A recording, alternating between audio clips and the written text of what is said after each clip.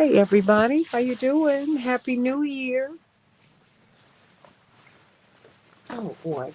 Um we are I guess talking about the new year, the election. I mean just anything with people power, right? That's what we're doing.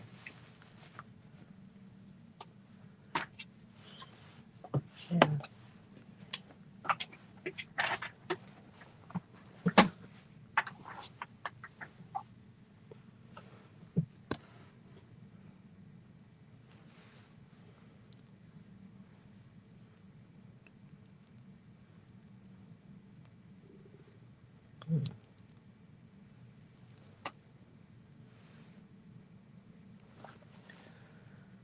Okay.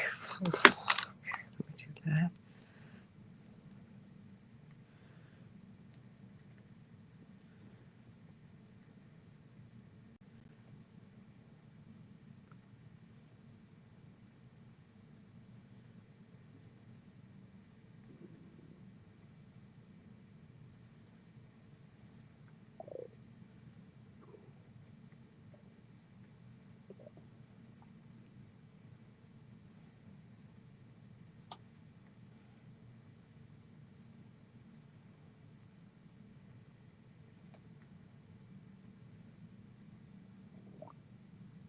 You okay? Hmm? Are you okay? Oh yeah.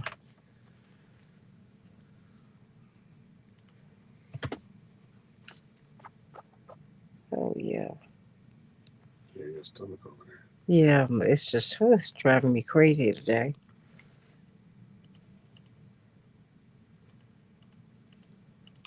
Oh boy. Oh, I think what is this the anniversary of Natalie Cole's passing? I think so. Or this is her birthday? Bless her heart.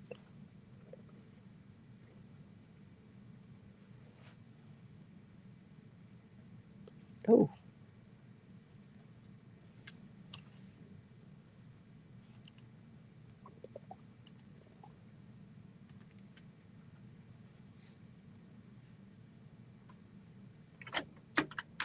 Please leave a message after the tone.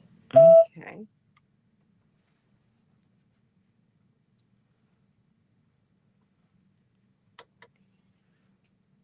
Hey, everybody. Happy New Year. And let me see. Am I coming up now? Yeah. Lord.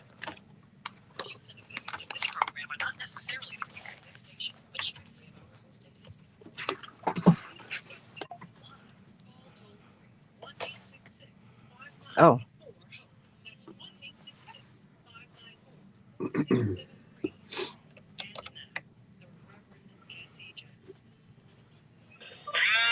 Good morning. Good morning, Livonia, the pyramid. This is Keep Up Alive. Please hold for Santita. Yes, absolutely. I'm turning off my alarm. I All know right. you can hear. I apologize.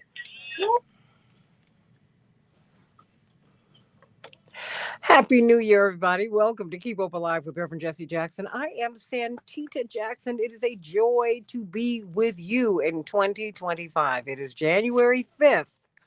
2025. Can you believe you made it through to another year? How you doing, my wingman, Jeremy Geiger? I am doing good, Santita. How are you? I Happy am. New Year to you. Happy New Year. I can't believe it. I haven't seen you in 2 weeks. I I know. miss my Jeremy. I miss you. Hey, Jewel. Hey, Zenobia. Hey, family. How you doing, everybody? Please tune in to the Santita Jackson Show YouTube channel so that we can get this conversation going this morning. There is so much that's going on. Jeremy, I feel like I've got whiplash. Whiplash. I don't know. From one moment to the next, not one day to the next, one moment to the next, what is happening? What is going on? Thank you, Brother Marvin Gaye. Of course, our hearts go out to uh, the people of New Orleans as they withstood this attack My goodness, what is going on and what happened in Las Vegas? We pray for all of those souls who are frightened today and who feel some measure of unrest. And of course, so much of the nation is under a frost warning, a winter weather, a winter climate warning. We're praying for everybody. So many people are unhoused in America today. Doesn't make any sense. So many people are in their homes, Jeremy, and they don't have heat because they cannot afford it. Doesn't make sense. They're going to have a tough time today. We're thinking about that, and they're going to have a tough time over the next few days. If you need to go get heat, please go to the fire station, go to the police station, go to the library, go someplace public, and be right there so that you can have some warmth, at least during the day. So we've got to talk about 2026. Yeah, 2026. It seems that we barely got out of 2024, and now we're looking at 2026. Why? Because we just saw Speaker Mike Johnson barely get in to the speakership once again. I mean, the rules are such that with this razor thin margin, he has no space for the Republican caucus. And so we could be back where we were this week. Will he or won't he stay? Will he or will he be able to hold on to the gavel? The speakership indeed puts him forth in the line of succession to the presidency of the United States. Extremely consequential. The person who sets the agenda, who tells you which laws are going to be voted on, what legislation. Wow. But something else is happening. Now there's a fight for the soul of the Democratic Party.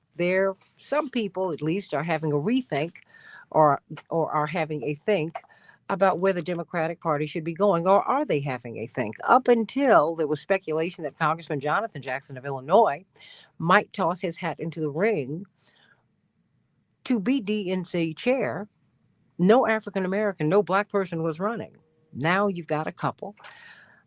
But what about the direction? He is saying that we need a 50-state strategy, which is something that former Governor Howard Dean was pushing. He said, look, you don't just run in the battleground states, you run in all 50 states. You support candidates in all 50 states at all levels. Think of what would have happened if the Democratic Party had really, really gotten behind Charles Booker in Kentucky.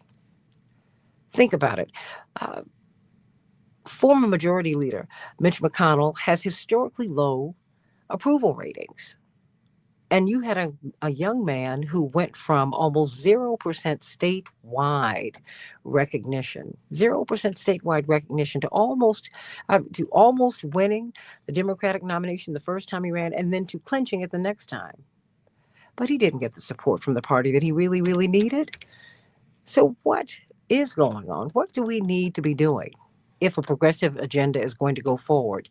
And what about, hey, Michael, hey, Barbara Jean, what about a new America in which the plurality of Americans are independent, they're self-declared independent, and they are voting that way? 18% of black men did vote for President Trump, but the fact is, don't blame Kamala Harris's loss on them because black men by more than 80% voted for her. White men did not. White women did not. Latino men did not. So there's something that's going on, and we're going to talk about that today. So I want you to call us at 866-594-HOPE, 866-594-4673. We want to talk about it. What is going on? And what do you see as the way forward? What do you think the DNC chair ought to stand for? What should be the agenda? Yeah, and I'm putting that out there to you, to everyone. And what kind of agenda do you want to see Americans fight for? In Congress, in both houses of Congress, the president. I mean, really, what is it that you need? You may or may not have gotten who you wanted in this presidential election cycle and down ballot, but now you got to get what you need, always. So let's talk about it right here on Keep Hope Alive with Reverend Jesse Jackson, me, and my guy, Jeremy Geiger. I know that wasn't grammatical, but there it is. It's okay. We're coming at you right here on Keep Hope Alive with Reverend Jesse Jackson on iHeartRadio. Back in just a moment.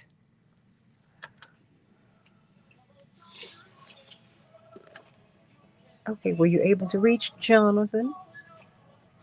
Oh,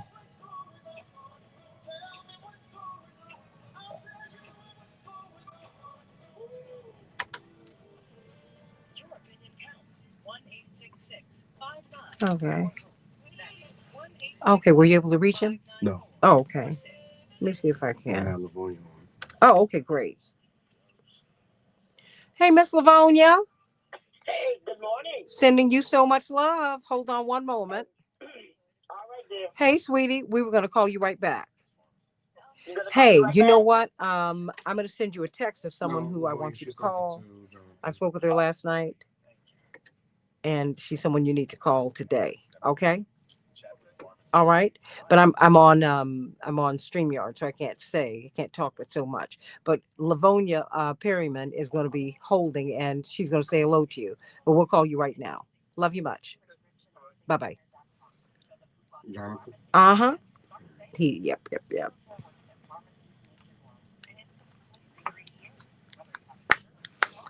Miss Livonia.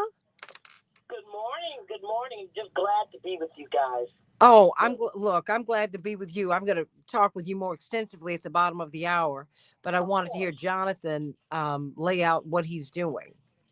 Not a problem. I'm up and ready and fired up. Okay, and we're about to bring him up so you can speak with My him. pleasure. Okay. Hi, everybody. You know, Hello. Good morning, Congressman Jackson. Please so presented. Good morning. How are you? Yes, sir. How are you doing? Excellent. Yourself? Good. Hold on. Is he up? Yes. Congressman Jackson, Good morning. How are you? how are you? Superb. Oh, well, I have got Livonia Perryman, who you have known forever. She's just going to be listening for now, but she wanted to wish you How are you? the best. I'm fine, my congressman. I'm just so pleased. Happy New Year and all that good stuff. I want to hear exactly from you what's going on, as Marvin Gaye would say. I'm going to come on after you and respond. I'm just so excited about the news and to see where you are. A little bit louder, or Okay. bring the mic closer to me.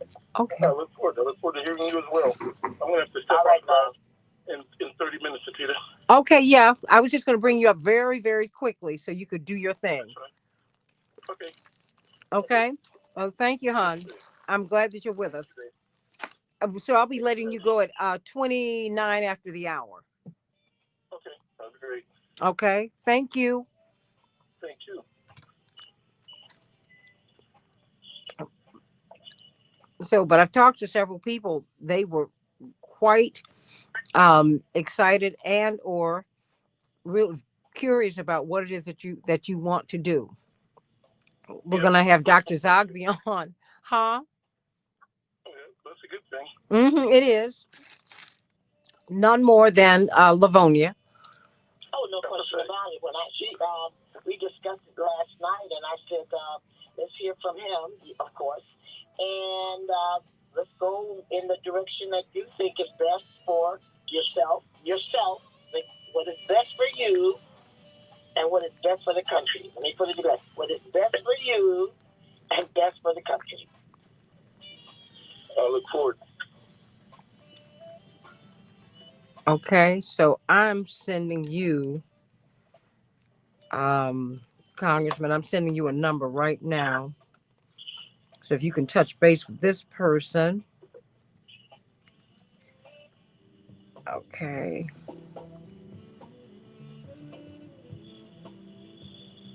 We're having a battle here in Michigan about the Michigan Democratic Party chair too. The party has said that this young man named Curtis Hertel is going to be the one, but they had no blacks even in the running. But there is a young man named Al Williams who is more than qualified, of course. You know that. Without question, I can give you a laundry list. You know, we are more than qualified as African Americans sometimes for these positions. And Al Williams has decided to jump in the race. It's really a hot race here in Michigan. Hold on one second. Can't wait for you all to talk. I'll connect the two of you as well. Hold on, please. Well, thank you. Hey, hey, everybody. Welcome to Keep Up Alive with Reverend Jesse Jackson. I am Santita Jackson. It's a joy to be with you today in 2025. Happy early birthday, Congressman Jonathan Jackson. His birthday is on Tuesday. Oh my goodness, so excited for you. January 7th. One of those babies who, oh my goodness, his birthday is so close to Christmas, but he always got two sets of presents. We love it. We love it. Congressman Jonathan Jackson from the first Congressional District of Illinois. Fully disclosed, this is my baby brother. Love him so much. Well, I was reading an Axios report. I said, "Ooh, so some people are trying to toss your hat into the ring to be chair of the DNC." And then I looked on X and saw Congressman Ro Khanna from California who said, "No, I'm encouraging to do that." What's going on? I'm going to give it another day of some serious deliberation. I would be a very late entrant into the race, but it's clear that there needs to be some overhaul.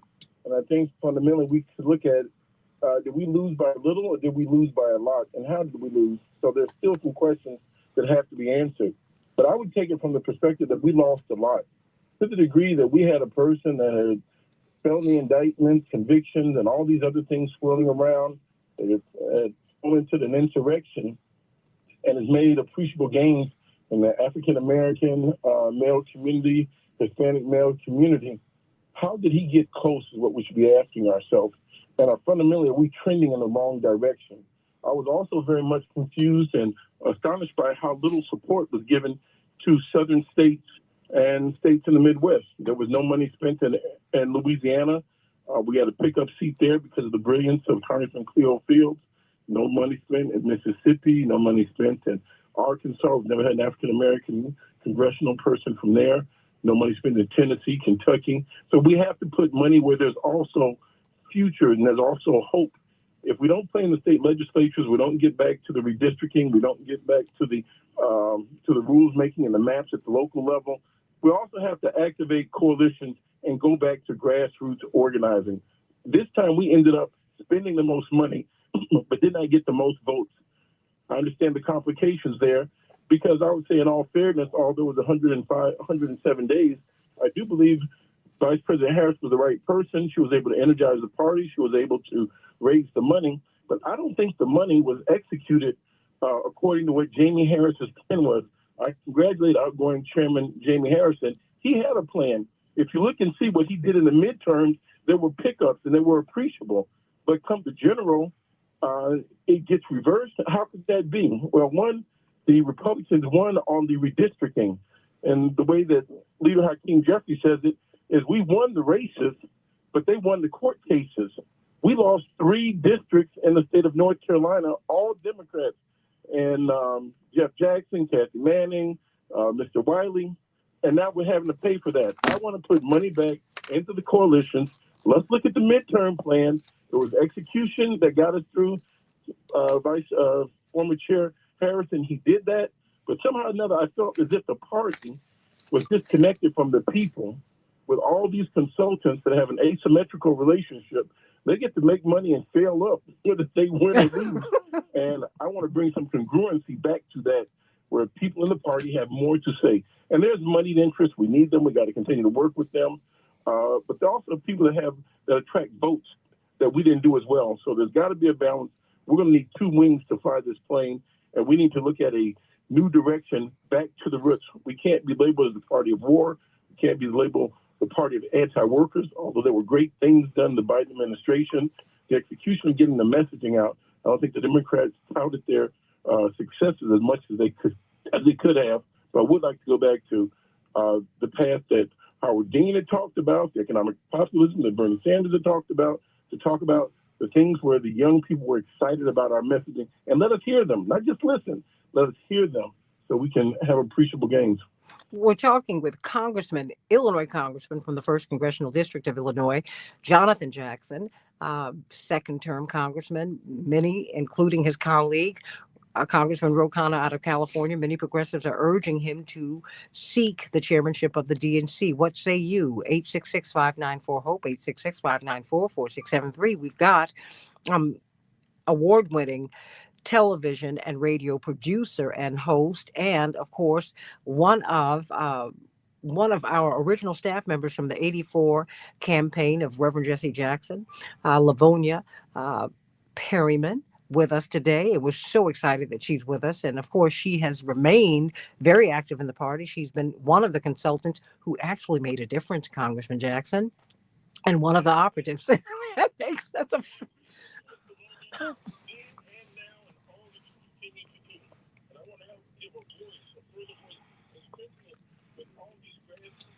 As have been there, they weren't able to get the funds that they needed to execute their plans. There was a disconnect.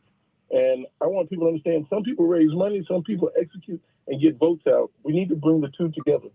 Well, I mean, but On with you, Congressman, and Santina. Just a pleasure. And also the people who are listening. The Congressman has spoken the truth, a real-time truth. It's about messaging. It's about fundraising. It's about who receives the funds to make a difference in the community and in the country. It did not happen in 2024. It did not happen. The grassroots were ready and moving forward. They're always ready, I think. But the grassroots coalition groups were prepared to make a difference. And you're absolutely correct. We can see it here in Michigan that many of the grassroots organizations did not get the support that they needed. People talk about, well, you can run without money. No, you cannot. It's about money, votes, and power. Think about it. Money, votes, and power. And if the money is to increase the vote, then you get power. And that did not trickle down. You talk about trickle down. We know that word. But the point is that you really have to look at where the money goes. And we raised millions. It was the crown in 2024.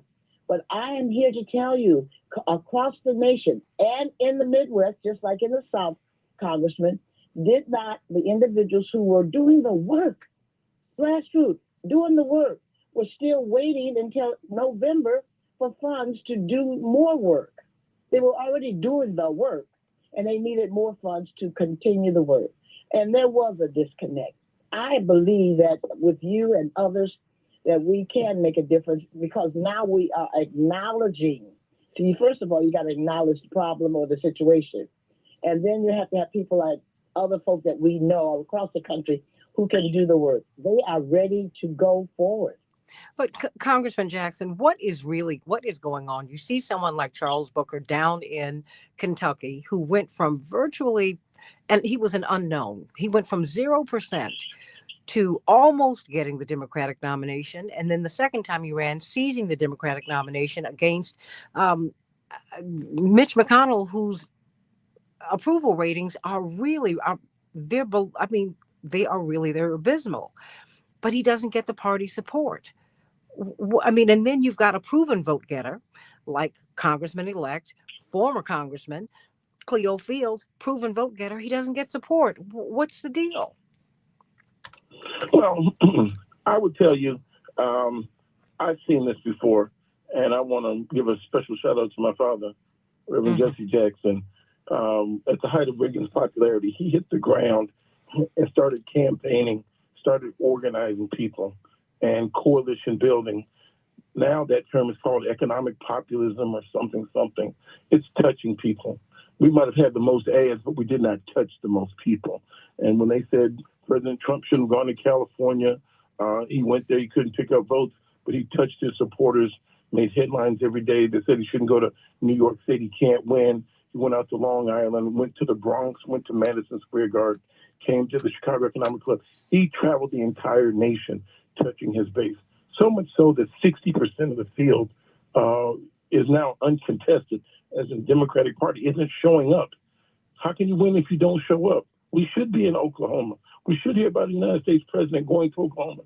We've got to seed the seedlings to people that are coming up. Demographics are on our side.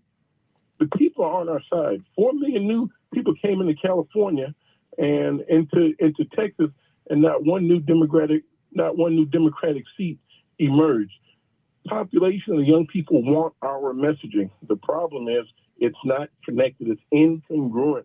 We've got the money people over here that are making this look like one party with two different names, both Democrat versus Republican. And this generation wants to sign up for a big deal. If you look at the cost of housing, hospitalization, insurance, groceries, this generation needs some relief. And I think for far too long, we have not, as a party, echoed and listened to those young people and this demographic. There are Americans that are hurting, that are unemployed, that are hungry in our own nation. The Republicans are holding up the farm bill. We've got to get out there and articulate that. What does that mean for everyone? So I'm excited, and I hope to let you know something by tomorrow. Okay, well, we're looking forward to hearing from you. Is there anything you'd like to say before you go? I'm flattered, overwhelmed by people even considering me for such a task.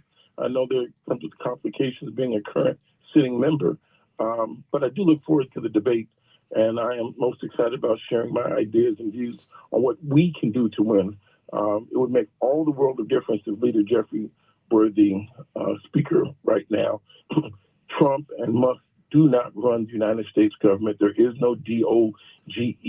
Only the United States Constitution, the House of Representatives, can allocate those funds. They're trying to cram down a big bill, more of the same irresponsible spending that they've had in the past. And I know we've got demographics on our side, and we're going to win. Congressman, just one more thing before you go. Of course, I was going to let you go right there. What happened with Speaker Johnson? I mean, because it's like it's a razor thin margin. I mean, do we even know how close Hakeem Jeffries is to becoming the speaker in 2026? But what happened? What are you all doing up there? The Republicans have 220. We have 215. Matt Gaetz is out, so they have 219. And on any given day, one of those persons will not be voting with Leader Johnson. That gets it down to 218. He's got to have 51%, if you will, 218 versus 217 to get to his objectives. On any given day, since either four people are not voting. On any given, life gets in the way. People have children, people are sick, shut in, whatever. You can only vote in person. We are just a nose here away. He's got 34 members in that Freedom Caucus group that are very fiscally conservative. They don't want to see him raise debt ceiling and pass out that money again. They're very much anti-war and the hundreds of billions of dollars that we've spent. So it's going to be an exciting time. And I don't want you to think that Elon Musk and his money does not spend. There are limitations to that. So I look forward to our democracy. Okay, well, we await. We want to see, because I mean, the money just continues. We just saw $21 billion just go to Ukraine. I'm like, what's going on? And then we've got Speaker Johnson. We were on pins and needles on Friday, and they said this could come up again. So I don't know, but we will be watching. But first, we want to know what you're going to do with the Democratic Party. We're going to have Dr. James Zogby on in the next hour so that we can find out from him as he runs for vice chair, what the vision for the party is. But Congressman Jackson, let me be among the first to wish you a happy birthday early. Love you so much.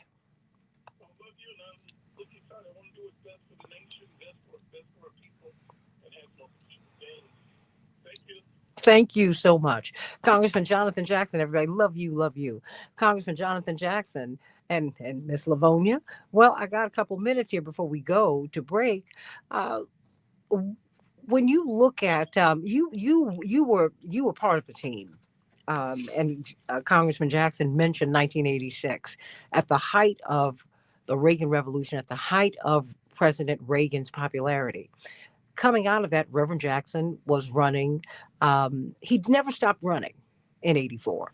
And he went in, but he's an organizer. So that's what he does. So he started not with the support of the Democratic Party, as you recall. He just kept registering people to vote, going from state to state, and they were able to turn the tide and turn the Senate over to the Democrats. I mean, it can't be done. Because one of the discussions, one of the ongoing discussions that you are aware of, and I'm sure the folk are aware of, is what is our vice president going to do, Harris? What is our vice president going to do? And you just hit on something that she possibly could do and should do. Take a page out of Reverend Jesse Jackson's playbook and do just that. What you just said in a nutshell. One, go across the country and speak the message of the Democratic Party. What is that message? Craft it, speak it every day, and register people to vote. Be on the ground until 216 until you decide what to do. I am not, I'm going to just say it again, in support of Vice President going home to California and running for governor. Why? I'm just not there. Well, I really think her value would increase that she would speak the truth of the party. If anyone knows the truth of the party, she knows that it's a vice president and a candidate. And she's qualified, and she's articulate, and she is a young African American female that can speak to many folk in many parties and many categories and many communities. I think her value would be so well received and her message that is so needed in the Democratic Party. She would be able to speak that truth.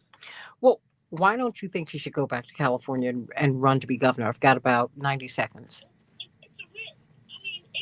Every election is a risk. What's her risk? Her risk could, but she could lose. Hello, she could lose. Somebody's saying on the air right now that Livonia is out of her mind. She cannot lose. No, she can. There is a possibility.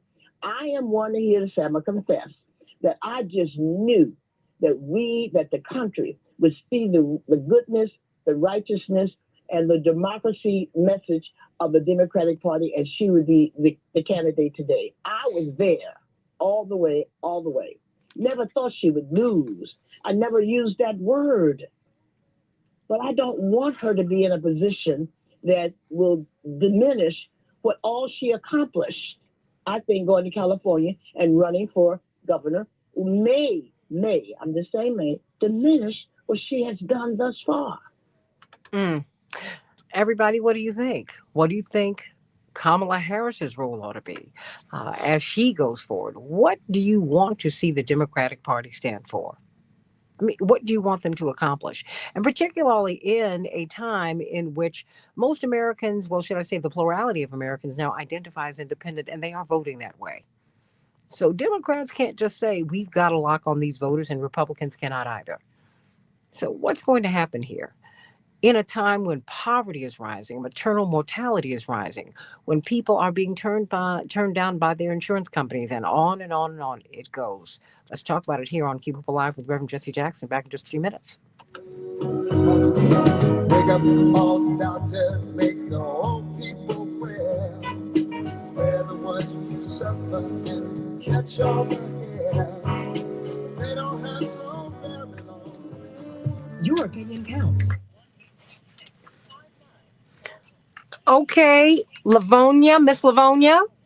Yeah. What we're going to do, what I'm going to ask you to do is, I want you to tell us what's going on in Michigan, that battleground state, and because we need to know that. I think that there is a lot of unrest in the party, and it's not being discussed. And I think that we should discuss it. If people want to resolve it, right?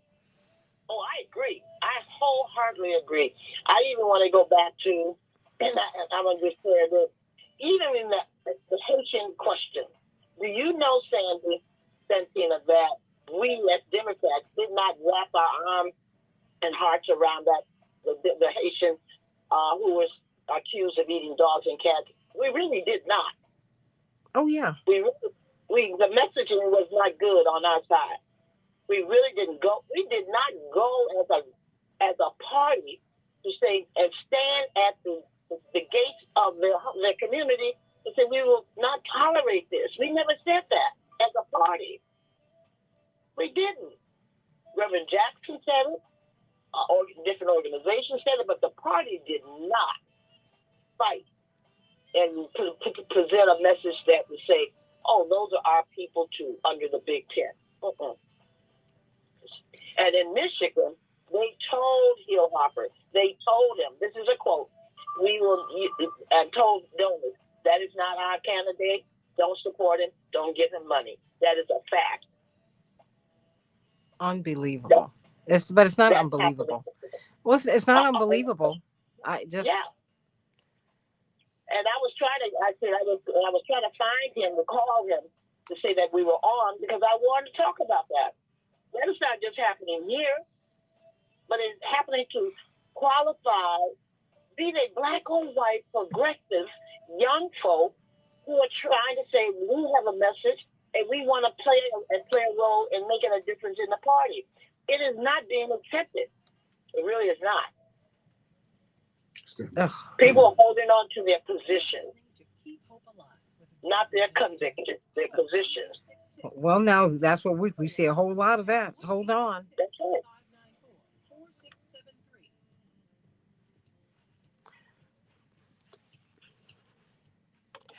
Hey, everybody. Keep Hope Alive with Reverend Jesse Jackson, 866-594-HOPE, 866-594-4673. What should the Democrats do? What should they do? There's so many people, so many candidates who really have so much to offer. And if they, let's keep it 100. When the party stands behind you, you get a lot of support. You get a lot of money, get a lot of airtime. You get on the television shows, you get on the radio shows. That's what party support does. Okay. And when you get to Congress, you get a bill from the party. Yeah, because you fund the party. And the congressmen are on the hook, a 6-figure hook, to pay their dues, literally, every year. That's what happens. And no one has paid heavier dues than the Black community. We are the backbone of the party. And this coalition of working people, absolutely.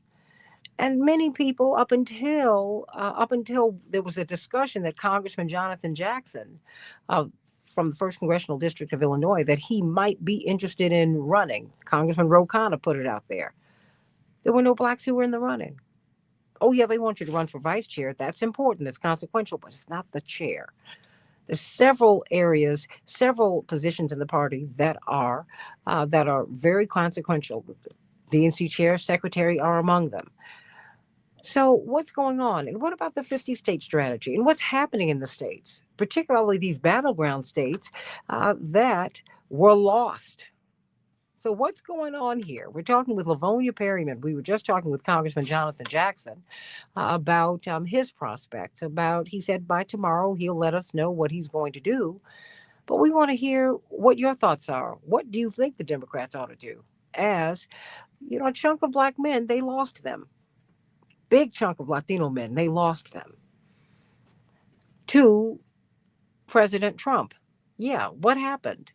And now you've got Steve Bannon, who's waging war on the H-1B workers because he said they're being brought in as indentured servants so they can be paid less than American-born and bred engineers, so that they can, do a reset on the pay scale. It's happening from the top and the bottom. You've heard me talk about the Tent Partnership for Refugees.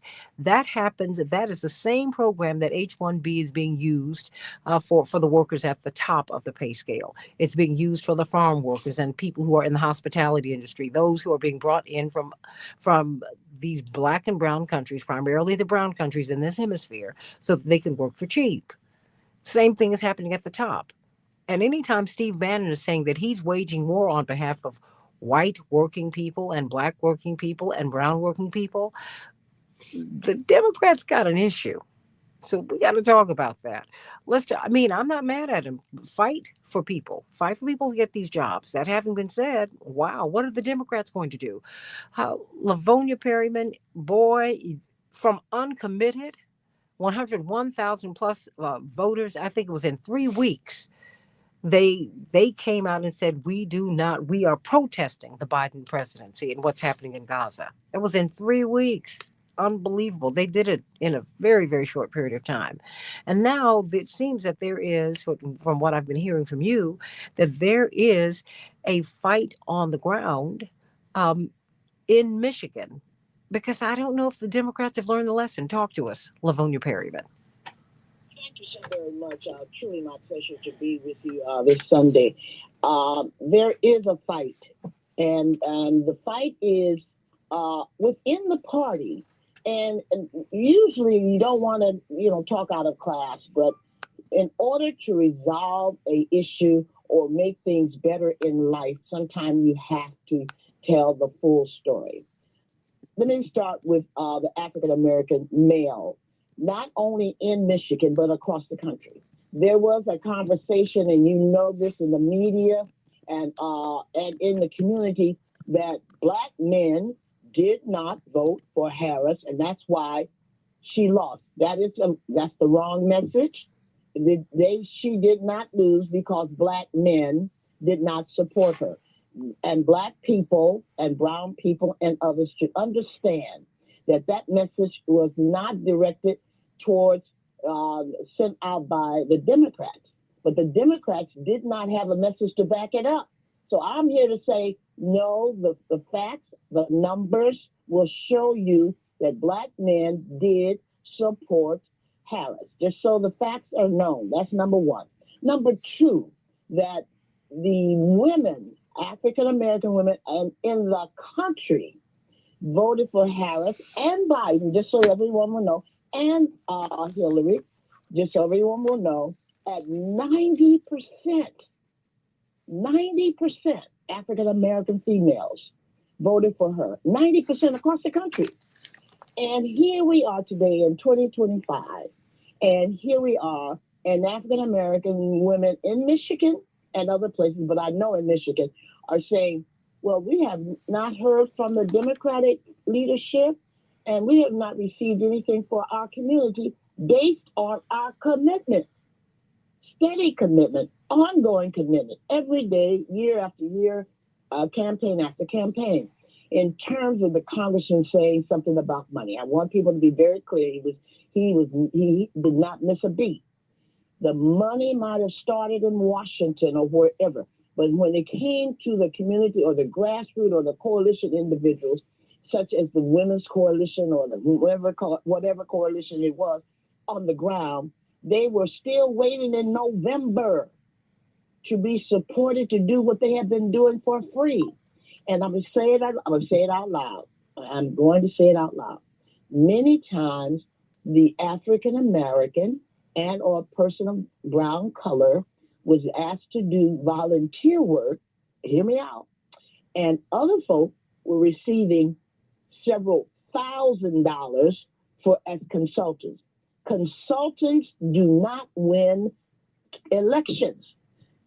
People in the community are voters and win elections. Consultants do not win elections. That's a fact. Ask Reverend Jesse Jackson. It was a ground swelling voter registration, door after door, knock after knock, school after school, church after church, that made a difference. And that did not happen. I'll give you one more example. I'm going to name his name, Hill Harper. If I try to give you a longer list of why we thought he was qualified here in the state of Michigan to be the first African American senator elected in the state of Michigan, it would take me another show. My point is that one, we had a qualified person that was scrutinized by everybody. And the party said, no, we're not going to even entertain the idea. They didn't even entertain the idea. We're not even talking about having a meeting, a conversation, a Zoom call. They did not even entertain the idea that this African American qualified, wanting to make a difference in the community, a neighbor of many folk. They didn't even entertain his election. But hold on, Livonia, because I think we also have to give it some context. Because he announced his run for the U.S. Senate, but he was offered $20 million to leave the race and do what? And support anyone else but support the candidate of the party. To run against Rashida Tlaib. They want her out. American, born and raised in Michigan, Congresswoman, progressive, African American, Arab American. I mean, and strong in the community. I mean, I mean, she's yeah.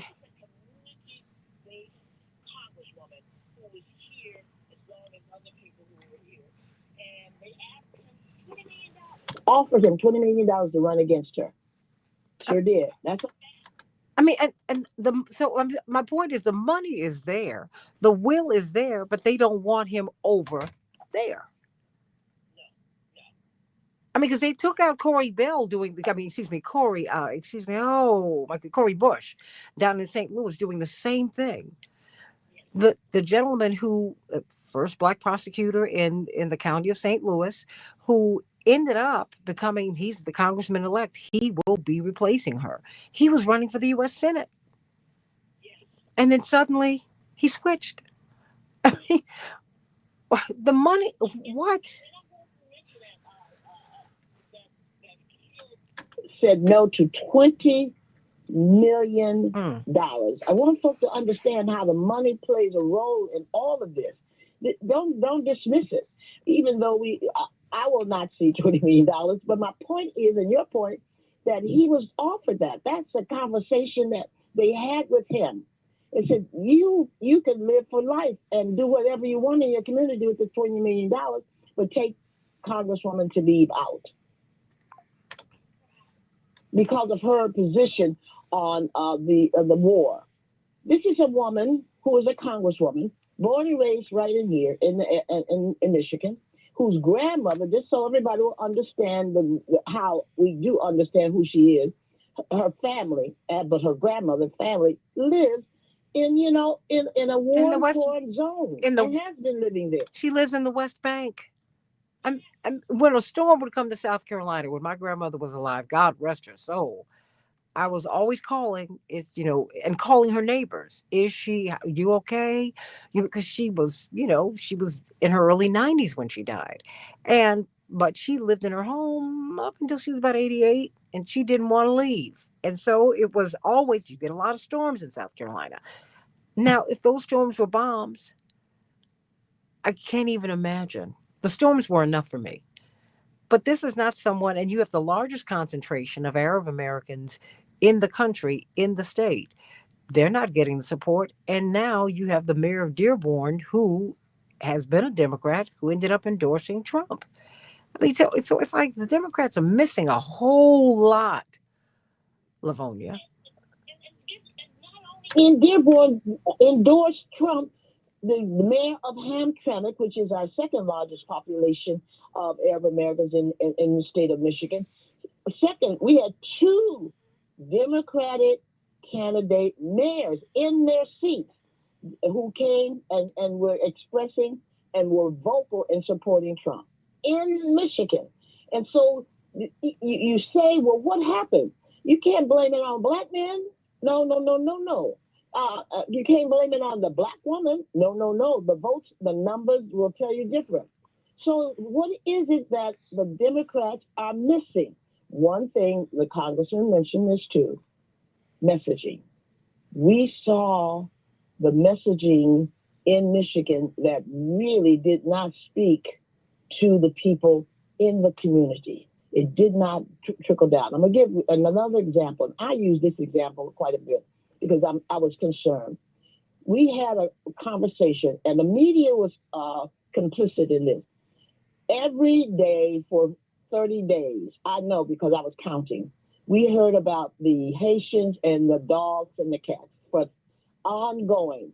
Did we hear anything from the Democrats that was louder than that conversation?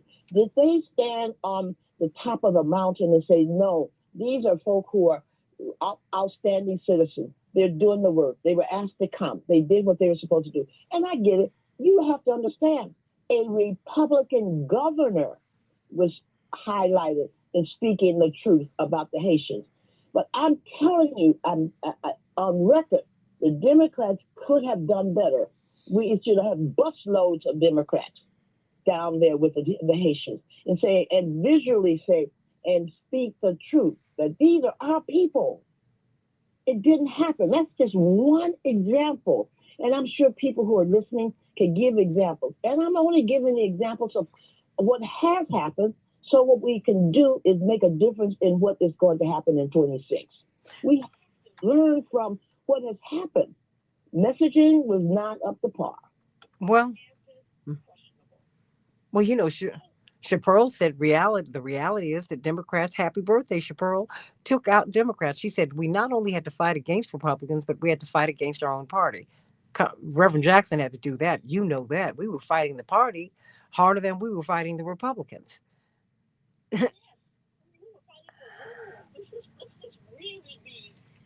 Drill down, and I mean the stories go on and on and on. You're drilling for space and time with your own people. It's like going to the family Thanksgiving dinner and there's no table or no seat for you. Wait a minute. You After no, they didn't invite me. After I brought the turkey, the dressing, the cranberry sauce, the cornbread, the greens, the macaroni and cheese, the sweet potato pie. I brought the whole meal, and I brought more than enough, and brought you a few million more voters. And you tell me that. But it's I don't know. They want the voters, but they don't want they don't want to fight for them, and that's just not going to work.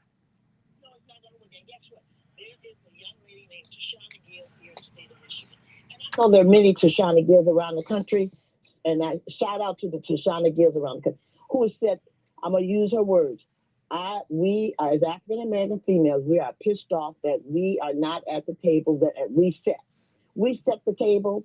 We brought the food, like you said, set the table, and like remember Congresswoman Shirley Chisholm. She said, I'm unbossed and unbossed. However, you don't even recognize that I said that, and nor do I have a seat at the table. The women here in the state of Michigan, African American women, have had press conferences. They are having weekly meetings and sharing with the Democratic Party publicly. That's why I'm able to say this. That we are no longer going to just sit back and allow you to use our good sisters' names, money, time, etc. You're going to have to hear what our agenda is. And you're going to have to speak to our agenda if you want our vote. We have an election of the state coming up February 27th. That is going to be a pivotal day for us to find out really are they listening to the Democratic Party. Well, I said to you, I am going to be a Democrat. I'm not going away. I'm going to fight this through because I know that if we're going to have a Democratic Party, we have to have progressive, exciting, young, talented, and intergenerational people involved.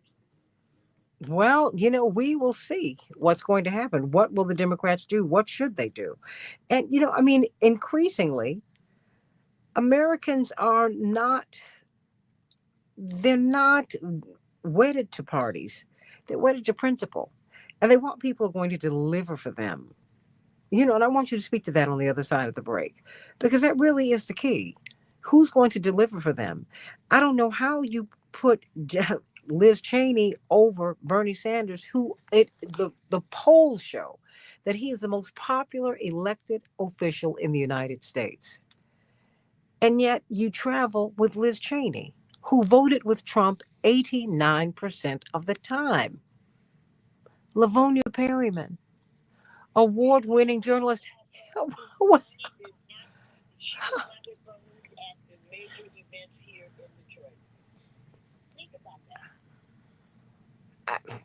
I have no words, and I'm on the radio. You know that is.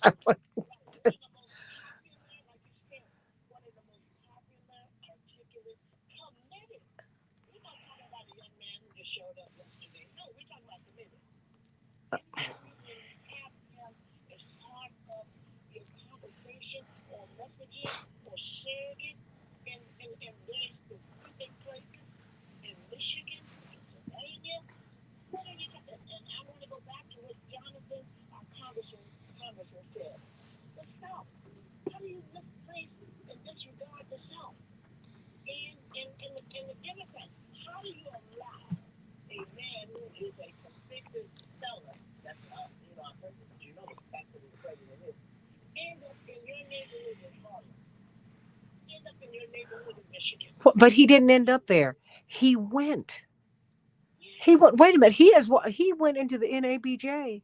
He knew that the audience might not be friendly, but I tell you what, he will go. Our candidate did not go.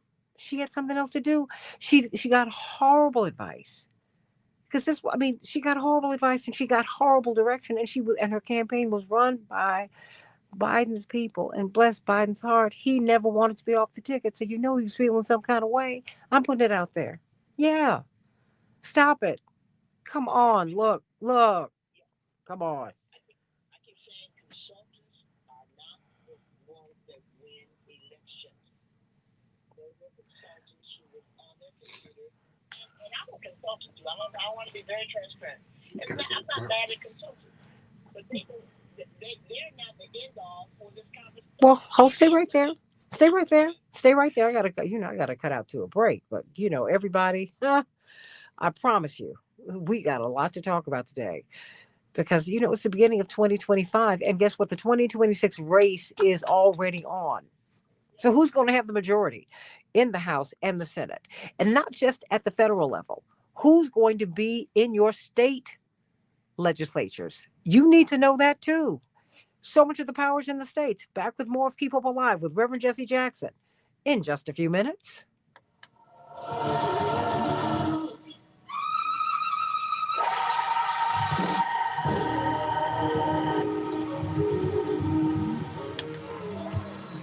Coming up, we'll have. I promise you, we're gonna.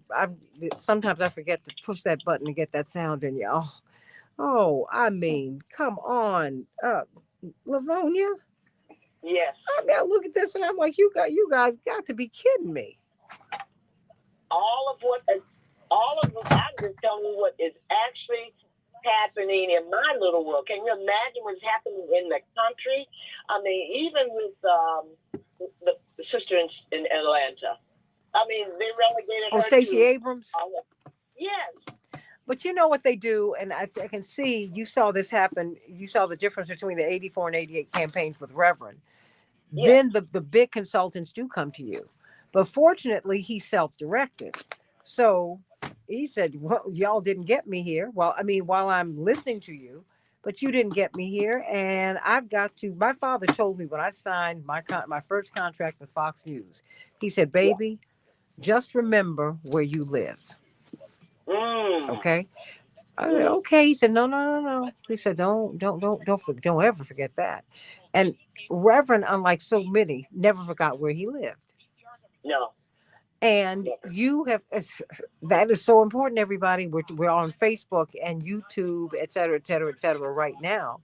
And we just have to understand, you can't forget where you live. And you have to dance with the ones who brung you. And that does not happen. And the Democrats are hemorrhaging voters. And they're making people angry. I don't need to tell you that. That's what I'm hearing from you.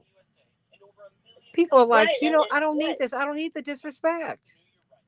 No, I mean, we lost. I mean, I remember in 2016 that the Republicans said that we only need a sliver of African American men. I remember that conversation. Yeah. But, but the fact is, they have wanted in with the Black American vote for a long time. But after a point, they just, that. Please, they even tried to get Reverend in the early 70s.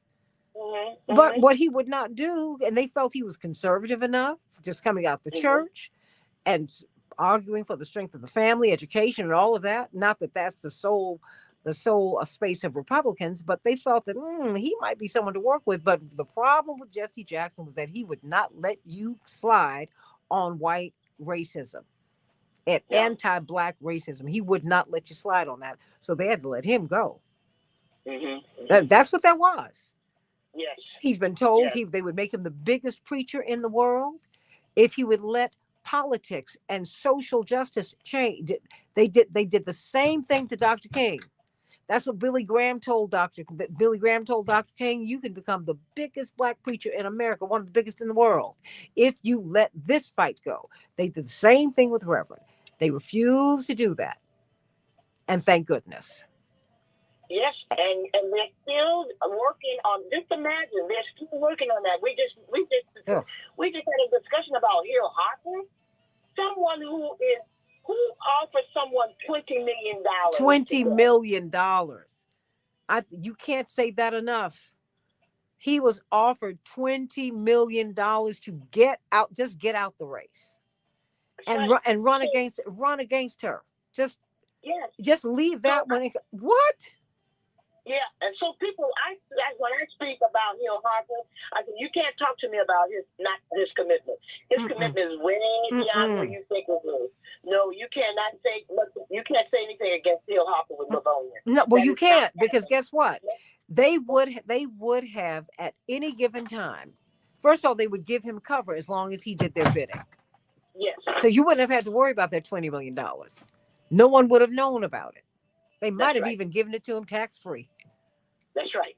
All right, you have about a minute. Okay. The day they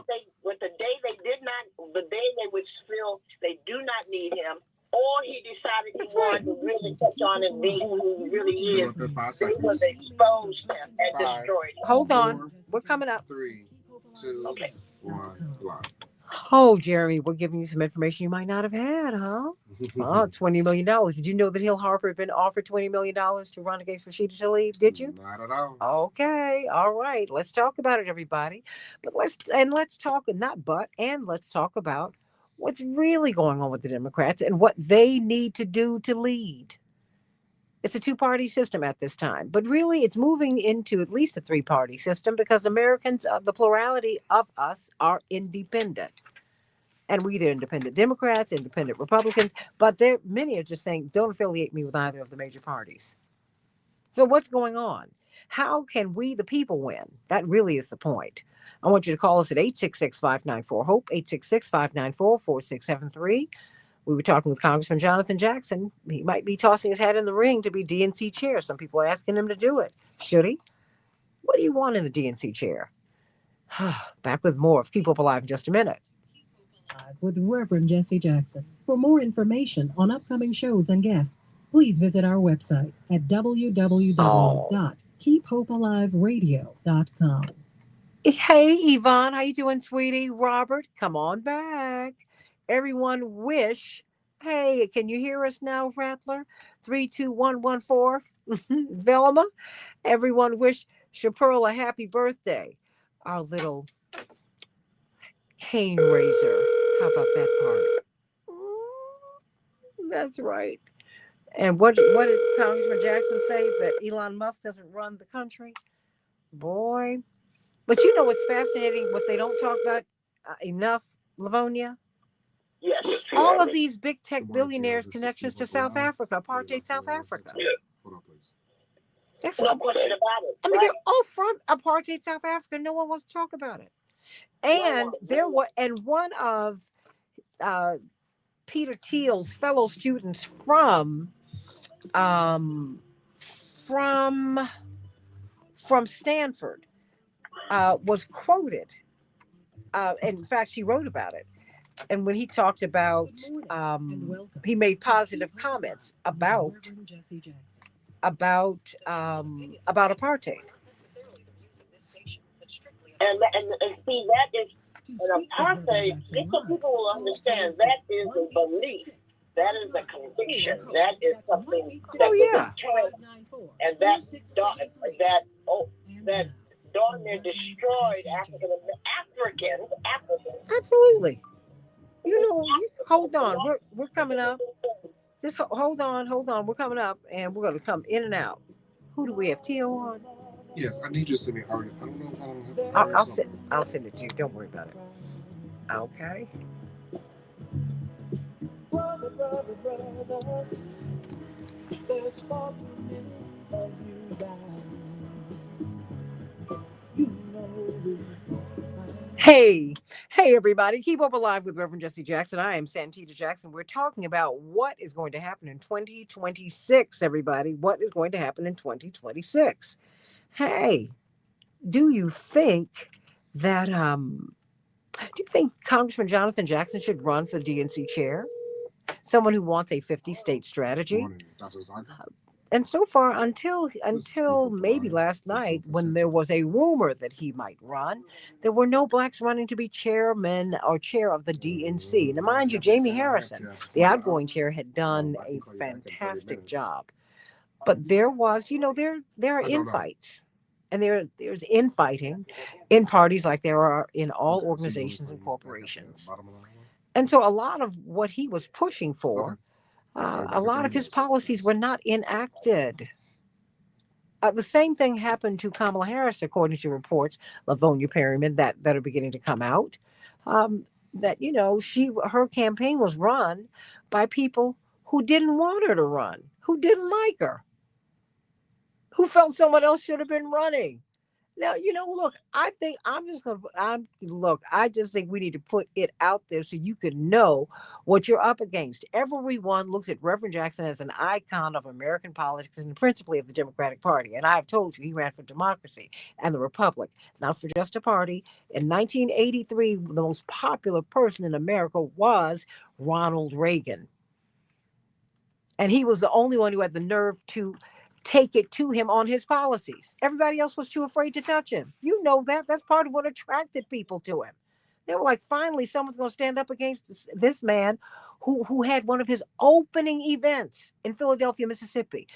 The only claim to fame that Philadelphia, Mississippi has is that it is the place where they killed Goodman, Schwerner, and Cheney. So when one of his opening events was there, it sent a chill throughout America. We said, who is this guy? Having known what he had done to the Black Panthers and to progressives in California in the 60s as governor of California. No one would touch Reagan. They were too afraid to. But Jesse Jackson and his crew, Marion Barry, may peace be upon that man.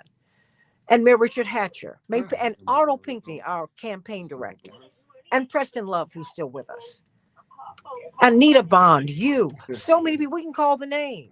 We thank God for, and let's be very clear, Mrs. Jackson ran a very, very healthy campaign because, in fact, that is how we got to know Donna Brazile. Donna Brazile was on Mrs. Jackson's team. That's true. That's true. She was on her team. One of the most successful fundraisers in the Democratic Party in '84 was headed by Mrs. Jackson. That's a fact. And Rosa Parks, the civil rights mother, she showed up at Howard University. That was a fact. And the most money raised by African American female was headed up by Mrs. Absolutely. Jesse Jackson. So let's keep it. Let's be honest about this thing. And so when we're talking about running against the party, yeah, that's what we've had to do, and we have the right to criticize the party because we are Democrats. My mother criticizes me every day. I'm her child, as old as I am. Yeah, if I'm wearing something wrong, if my lipstick's not right, if my hair is off, all that, just trust and believe she's going to tell me. If I've got word salad, whatever it is, she's going to tell me because she cares. So come on, everybody, let's get to this. Let's get with this. What is it that we want? Because the House of Representatives, all of it, is on the line in 2026. So is the U.S. Senate. There is an opportunity for progressives to win in 2026. But what's the plan? And will the Democratic, they're talking about having Rahm Emanuel run. God bless him, but no. First of all, we would not let him run for mayor we would not let him run for re-election in Chicago. That's why he's not mayor right now. After 16 shots in a cover-up. I'm sorry. After they shot this baby, and they covered it up so he could win re-election, we said, no, you got to go. Not doing it. It's an insult. This is all. Oh, before we go, your thought. An example that needs to be highlighted because there are many Chicagos in the country. They just named Pennsylvania, Michigan, Mississippi, and Georgia, Louisiana. This is where people live that are progressive, be they black or white or brown. And the party must look at each city, each state, and see what did we do there? What did we do on the ground, as the congressman said, Jonathan Jackson said. What did we do on the ground? What did we do in Mississippi? Mhm. I'm listening to a conversation today that they're trying to raise money for the Mississippi band to go to march in the inaugural. I'm like, wait a minute. You mean to tell me there's no money in the White House to bring in the Mississippi band when you know they don't have any money? What?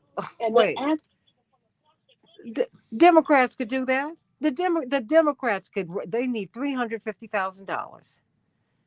Now a Democrat could write a check right now and send those kids to the inauguration. That has nothing to do with it being President Trump. It has everything to do with it being a presidential inauguration. That means everything to those kids. Because trust and believe Democrats and Republicans will be at the inauguration because it's a presidential inauguration. That's how it works. We'll be back with more of Keep. Thank you, Jeremy, for getting me out of here. Jeremy, now I get a little wound up. And I'm with Lavonia Perryman too. What's going to happen when Ariel Gold and Tio Hardiman come on? I don't know. We're going to be off like a rocket here on Keep Up Alive with Reverend Jesse Jackson. Back in just a minute. What'd you say? Hurry up and get out of there. Your opinion counts. One. All right, you have Ariel and Tio on. Oh, Ariel and thank you, Ariel and Tio Hardiman. Yes, I'm here. Yeah. Good to hear your voice. Oh, we had Congressman Jackson on a little bit earlier, so we could talk good. about, because he said he's going to make a decision by tomorrow as to whether he's going to run for DNC chair or not. But it was wonderful hearing him lay it out. So reach out to him. All right, will do. But of course, we're on with Lavonia Perryman. I'm right here. Out of Detroit, so everybody say hello. And there's Ariel Gold. You've been on with Ariel and Tio before. How you doing? Good. Doing well. How about you? No, you will need a link later on today, Ariel. That's right. I forgot, but I remembered when they called me. Don't worry.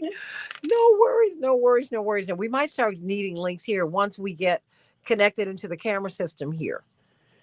It's taken a minute to get used to, really, for me to understand the system that they instituted. We no longer have phones. Everything is done through online. Everything is done online. Yeah, I'm a little behind on technology on that part. I do not like that. I'm like, give me a phone line, please. Oh, yeah. Yes. So, but just to get you all caught up, we have been talking about the Democrats, and what Congressman Jackson was talking about was the need for a 50-state strategy. He pointed out that, for example, that former congressman, now congressman-elect Cleo Fields, got no party support at all. I mean, and here, what is it? It's what, 219 to 215, or is it 218 to 215? Something. I mean, it's a razor thin margin that the Democrats have, and there are people like Cleo Fields. Now he won in spite of the party. How is it that you don't give him any support? I mean, none. Help me with that. And that's one example. That's just one example. That's one example. But you saw it with Charles Booker in Kentucky. They did that to him twice. They just continue to do that over and over and over and over again. And then you sit by. Said group says we're going to put $100 million into a fund to take out Democratic incumbents, and y'all don't have a response. You raised $1 billion in quotation marks for Kamala Harris. You mean to tell me y'all can't come up with $100 million to counteract this $100 million that's coming against our incumbents? I wish someone would explain that to me. People put their money where their dreams are, where their convictions are, and where they think that they will have power. That's where they put their money. That's correct. Well, you know what, Thalia? I hear you. You say the donor class decides, but we're the ones who have to push back. See, the thing is, the Bible tells you that you've got to honor your father and your mother. But guess what? God doesn't leave anybody hanging, because the Bible also has prohibitions against parents abusing their children. No one talks about that part. Okay. So we're supposed to make this stuff right. The donor class has the power because we allow them to have it. And it's not because they don't have the money. Mm-mm. It's not because they don't have some of the best people in the country in the party. I must say that. And I believe this. I mean, it's not about the money. It's where they put their money. Absolutely. How they use their money. 30 seconds. Oh, stand by. We're coming up. Can't wait to hear what everybody has to say, because, the DNC, I think they have to do their presentations next week. Yes. So February. Yes. Well, you can lay that out, and then we're going to pivot right to Ariel and to Tio. 10 seconds. Okay, we're coming up now. I'm being told to shut up by my engineer. So quiet.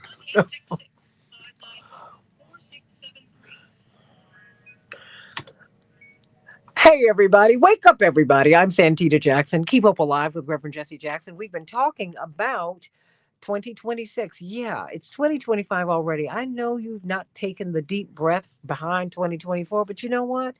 People in the lower house of Congress, in the U.S. House of Representatives, the People's House, the house that, the part of the legislative body that sets the budget. See, the senators affirm the budget or reject the budget, but the people really set the people's agenda. That's the House of Representatives. Okay, well, guess what? They have to run every 2 years. They never stop running. Never, ever, ever stop running. And so therefore, the House is up next year. Yeah, we just came out of one election and they are in another. They have to have signatures turned in by the fall. All of that. So what will the Democrats do now in the midst of all of that, in the midst of, what was really a painful loss at the top of the ticket in 2024?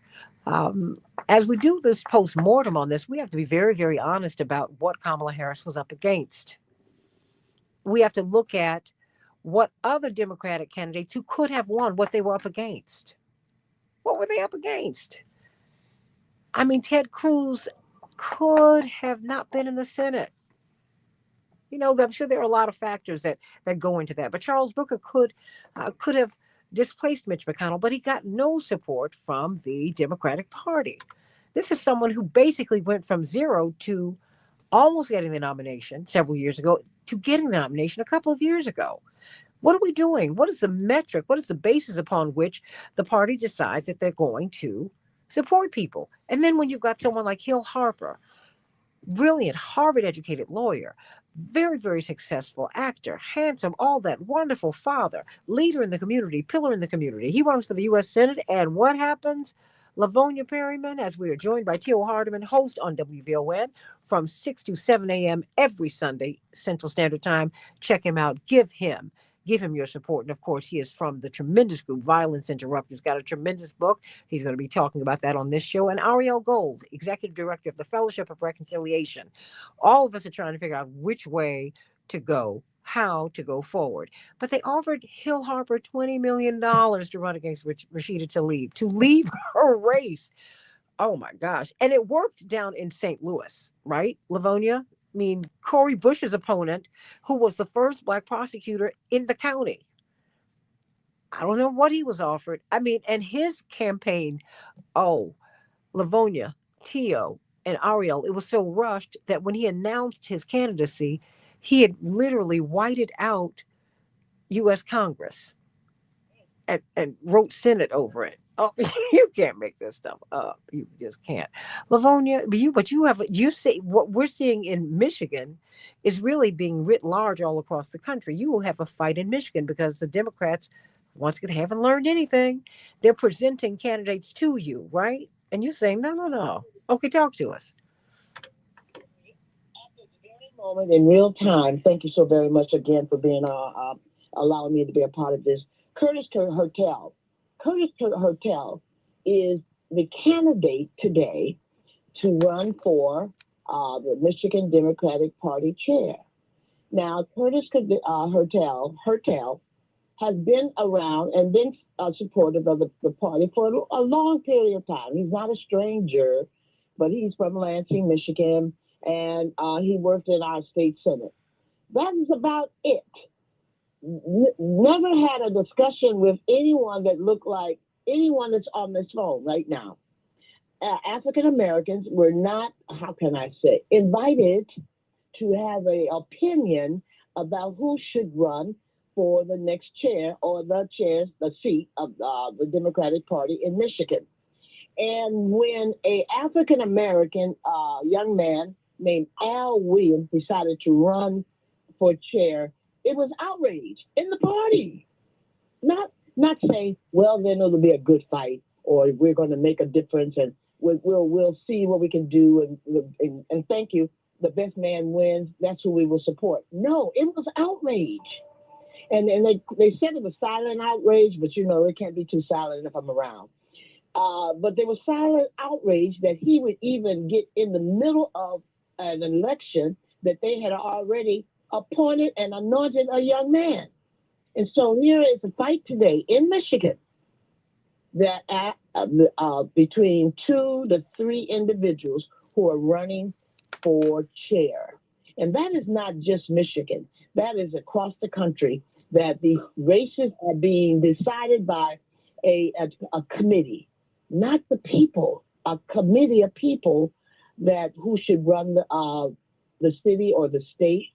Even in our situation, remember, for 50 years, we had an African-American male, bless his heart, Congressman John Conyers, who is our representative of over 80% African-Americans in Detroit. Today, this very moment, at this point, there is no African-American supporting 70% of the Detroiters in Detroit. There is not a one. And the fight goes on. They don't look like us. They're friends of ours, the people who are running and the people who have been elected and the people who have been sworn in. Congresswoman Tlaib is one of them. But there is no African-American supporting African-Americans in the metropolitan Detroit. That is a fact. Well, I did. And I'm going to just say it out loud. The folk who are voting need to understand how important their vote is. I keep saying, folk need to understand how important that one vote that they put in can make a difference. And I keep saying to folk, on Tuesday you elect people. On Wednesday I hear more noise than I could ever imagine. You could talk about it, and then we talk about who is in charge. I am not mad at anyone who is in the office right now, maybe at the top in the White House, but maybe in Michigan. I am not mad, because what I keep saying to folks, what is the party doing to inform, educate, and agitate in the community, and making sure that we have the right information so we can have the right candidates in office? What are they doing? Are they doing something on behalf of the people, or are they doing something on behalf of the consultants, the directors, or the candidates that want to stay in office? Let me back up. I believe that we can do all of those things if we have the right people in mind and an agenda. You mentioned an agenda. There needs to be an agenda, and not only in the party, but I'm speaking to people of color. You need to have an agenda. You cannot just raise your voice and stomp their feet, and hopefully that something will change. You have to have an agenda. That's what's happening in Michigan.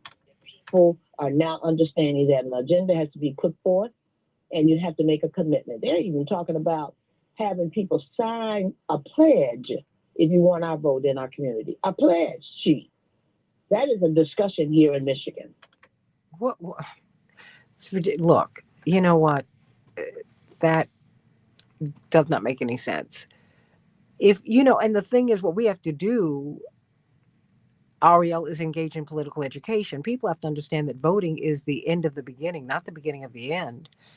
I mean, after you vote, that's when you have to kick into another gear. I mean, because the thing is, okay, come January 20th, Donald Trump will be the president. how do we position ourselves to get what it is that we need from him? When I've got Steve Bannon saying things that I didn't think I'd hear him say, he said, you know what? He wants to fight TO for black, white, and brown folks to get jobs because H-1B is these visas are taking jobs from people. I haven't heard him talk about the tent partnership for refugees where the jobs are being taken from people at the bottom, but okay. Because the squeeze is happening from both directions. Wages are being driven down at the top and at the bottom, and American workers are being squeezed out. It's awful. So, I mean, Ariel, what do you make of what's happening with the Democrats now? We're going to have, of course, our dear friend, Dr. Jim Zogby on shortly. He's running for vice chair. And, oh, bless his heart, he's been fighting so long. Ariel, this is just a lot. Get our heads out of the sand.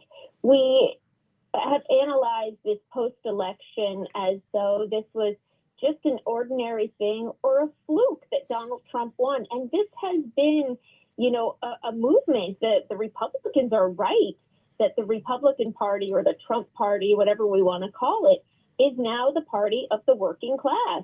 And it's the Democratic Party that allowed that to happen by ignoring the needs of the working class, by letting big pharma run wild, by not ensuring health care for all and housing and all of those things.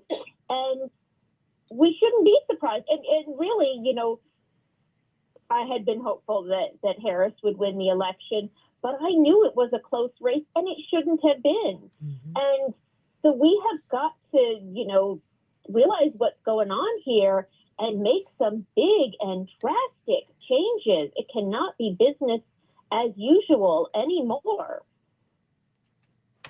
Well, I just, T.O.?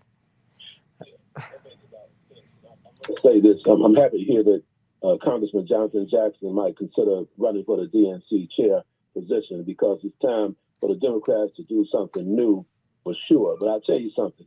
It might be a point of no return for the Democrats if they do not get their act together and stop conducting business as usual. I say this because on the Republican side, you have this guy Elon Musk, and you have all these billionaires. They have enough money to buy a whole another country somewhere, right? So and their plans to stay and remain in power.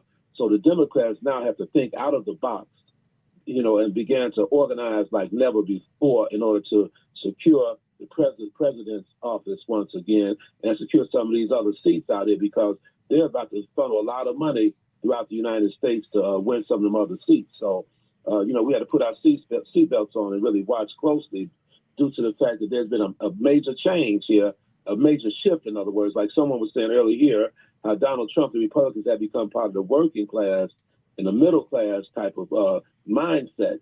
So that's the backbone of the country. And the Democrats have to find a way to win the backbone of the country over again. And it's not going to happen if you steady out here trying to just, for example, someone about Rahm Emanuel becoming the DNC chair, running for it, whatever the case.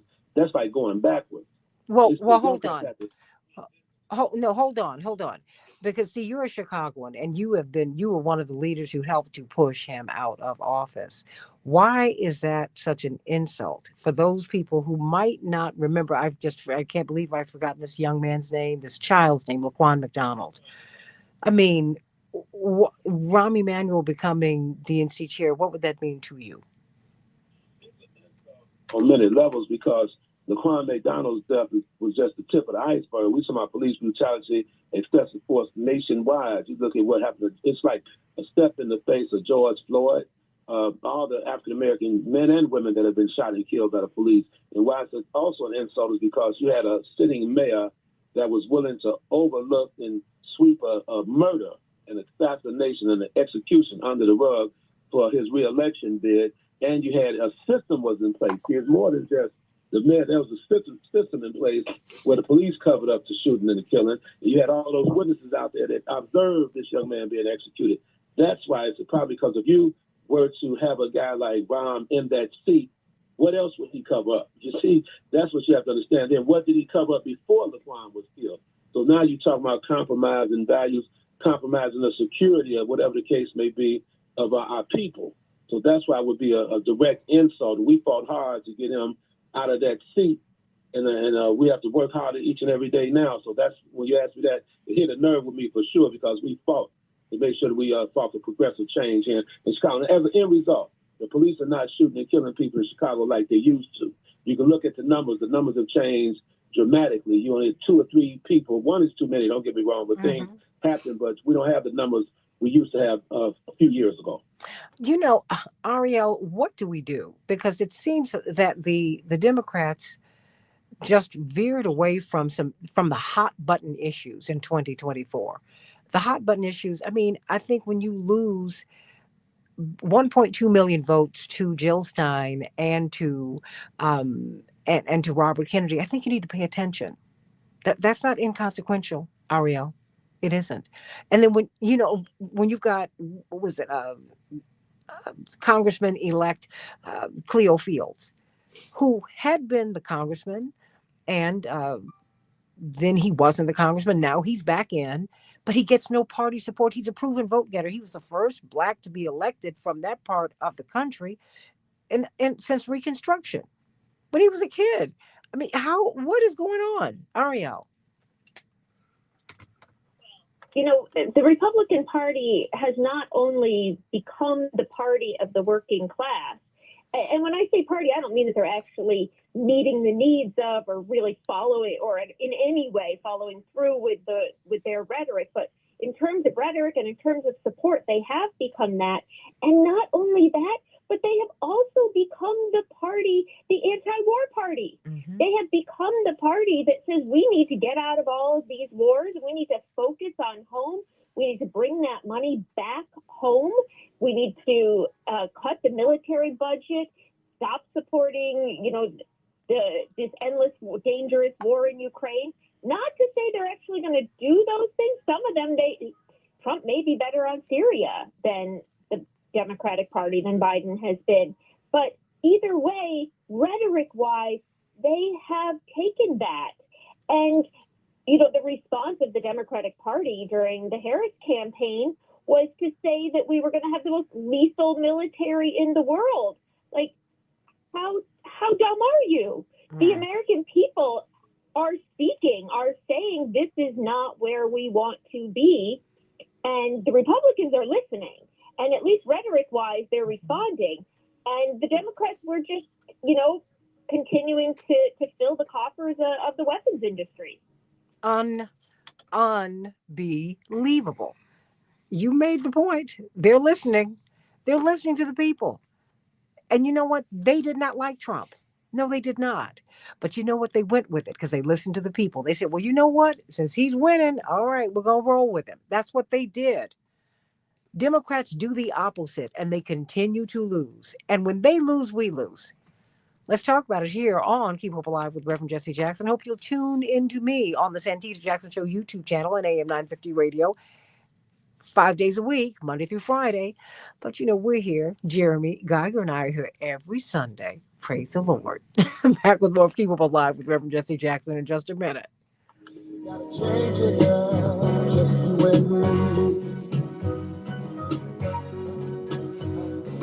Make up all the doctors, make the old people well. They're the ones who suffer and catch all the hair. Your opinion counts. 1-866. Okay, beautiful people. We're on Facebook, YouTube, blah, blah, blah, blah, blah. Hey, Jewel.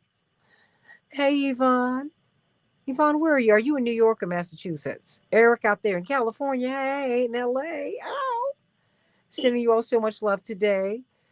I mean, talk about people who grab defeat from the jaws of victory. I mean, they do it all the time. And it's like, and they do this, Ariel and Tio and Livonia, and they lose. I mean, they lose. Absolutely. I'm like, Tio hit on a really good point. She said rhetoric, and I support her on that messaging. The Republican Party snatched the middle class theory from the Democrats. But they did it only in messaging. You're right, Bill. They may not practice it. They have really maybe no interest. But the messaging was so powerful. Just think about it. Just folks who are on Facebook and other places, think about what happened for the last 4 or 5 months. Every morning you got up and you heard the name, what? Trump. That's what you heard. Yeah. And when you went to bed, every night you heard the last word was Trump. As a PR person, as working with Reverend, I learned, and I keep telling folks, let me say this before I forget. People used to say, oh, Vaughn, you do a great job in terms of PR. I think I did. But guess what? I learned that. This is true, Sandy. Reverend Jesse Jackson is one of the most brilliant men that I know who knows about messaging and how to articulate it. I always used to say, I could probably write it, but baby, he can articulate. Really? My point is that we went into a fight, Democrats, because I'm a we went into a fight as poodles, and we were fighting a pit bull. What makes you think that we're going to win that fight in terms of messaging? So they might have snatched the message of we're for the middle class and we're against war, but why are they against war? Why? What, did anybody ask? Well, you know what? No one even, no. I mean, all we know is that they're all feeding the military-industrial complex. We know this. These folks, where everybody's being played here. But you know what? I think that, but they're also tapping into real anti-war sentiment. And you know what? They'll go with it. They will. Democrats won't. They are listening. They are listening. Well, hold that thought. I want you all to come in with this. Stand by. Hey, everybody. Keep Hope Alive with Reverend Jesse Jackson. We've been having a stirring conversation. If you are online with us on the Santita Jackson Show YouTube channel and the Reverend Jesse Jackson and Reverend Jesse Jackson Facebook page, Santita Jackson and Friends Facebook page, and if you're joining me on X at Santita J, guess what? We had a stirring conversation between Livonia Perryman and Ariel Gold. Livonia, you were making the point that you agreed that you were talking about the messaging, and then Ariel countered. First you, Livonia, and then Ariel. You were making the point, Livonia? First of all, the point and the results we can see. The messaging might have been, and it's true, that we as the Republicans are for the middle class. That's what they said over and over again. That's part of good PR and good messaging and propaganda. Number two, then they said, well, we're against the war. Actually, they tapped into what the need of the people was and is today. And so what they did was crack their messaging, their propaganda to what is. The question I have, what are they going to do about it? Are they going to make a difference in Ukraine? Are they going to tell the Russians, back off? In terms of the middle class, are they going to make a difference in terms of education, housing, water, environment? Are they going to make a difference? The question is, after all the messaging and buying into what people are saying, what are the Republicans going to do? That's my question right now. Well,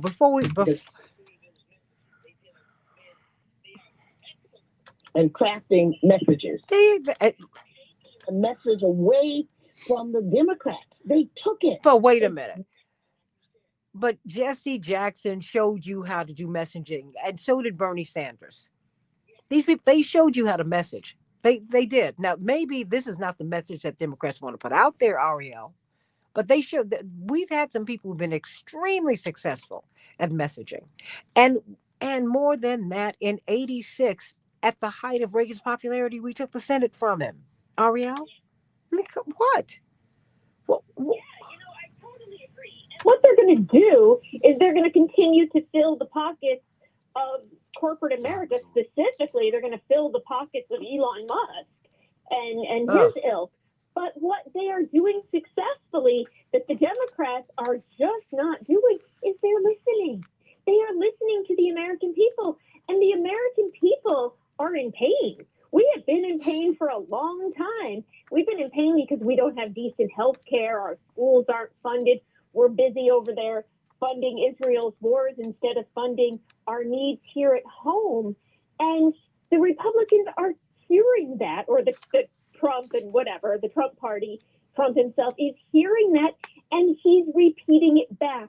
So the American people, they feel I've been heard, and it's true. They are being heard.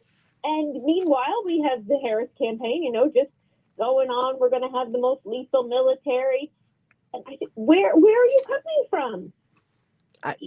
I do. I do not know, but we have got Dr. James Zogby with us, who is running for vice chair. Of course, he, helped to read. You're on with Lavonia Perryman, one of your dear friends, and of course, Ariel Gold, and someone whose show you need to do, T.O. Hardiman. What's the name of your book, T.O.?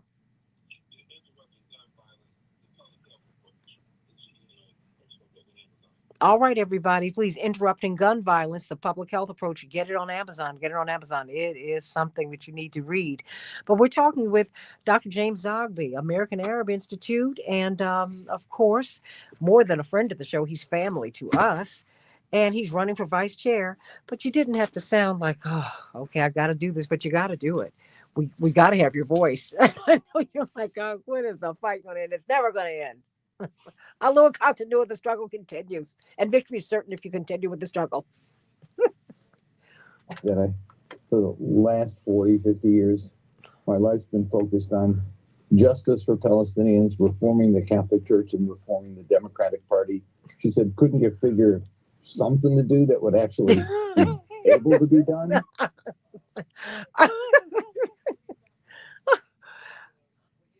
Vice Chair, and I agree with Lavonia, and I agree with Ariel. I don't see a difference there. I mean, look, our party was not listening to people. When you get a Lindsey Graham, of all people, saying we, the Republican Party, have become the party of the working class and Democrats are the party of elites, that's just that should infuriate us, not only because he said it, but because there are people who actually have come to believe it, because we're not reflecting the pain. We're not reflecting the anger and the hurt of people.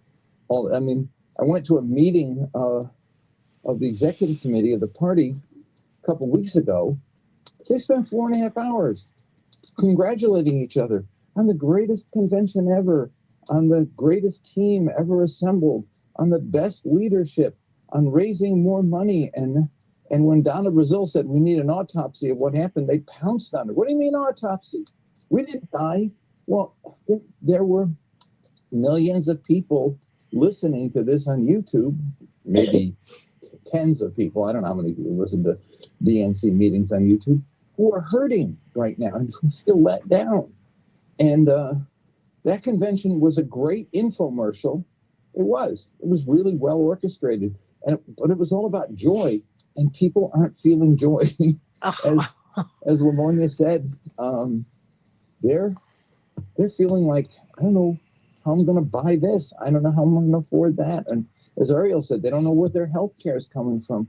And so I think that we don't listen enough or reflect what is the historic base of the party, which is working people of all races who feel that this country, the American dream, has passed them by. First time in polling now for the last 20 years, we're getting 2/3 of the American people saying they don't feel their children are going to be even as well off as they are today. Mm-hmm. That's not a good thing. And we don't have, it's not just a message. We're not addressing that directly. We instead we've got Donald Trump saying, I'm mad like you are. I'm upset like you are. I want to change this. Like your dad did, like Bernie did. We're not talking that way. We're not reflecting the hurt of the people.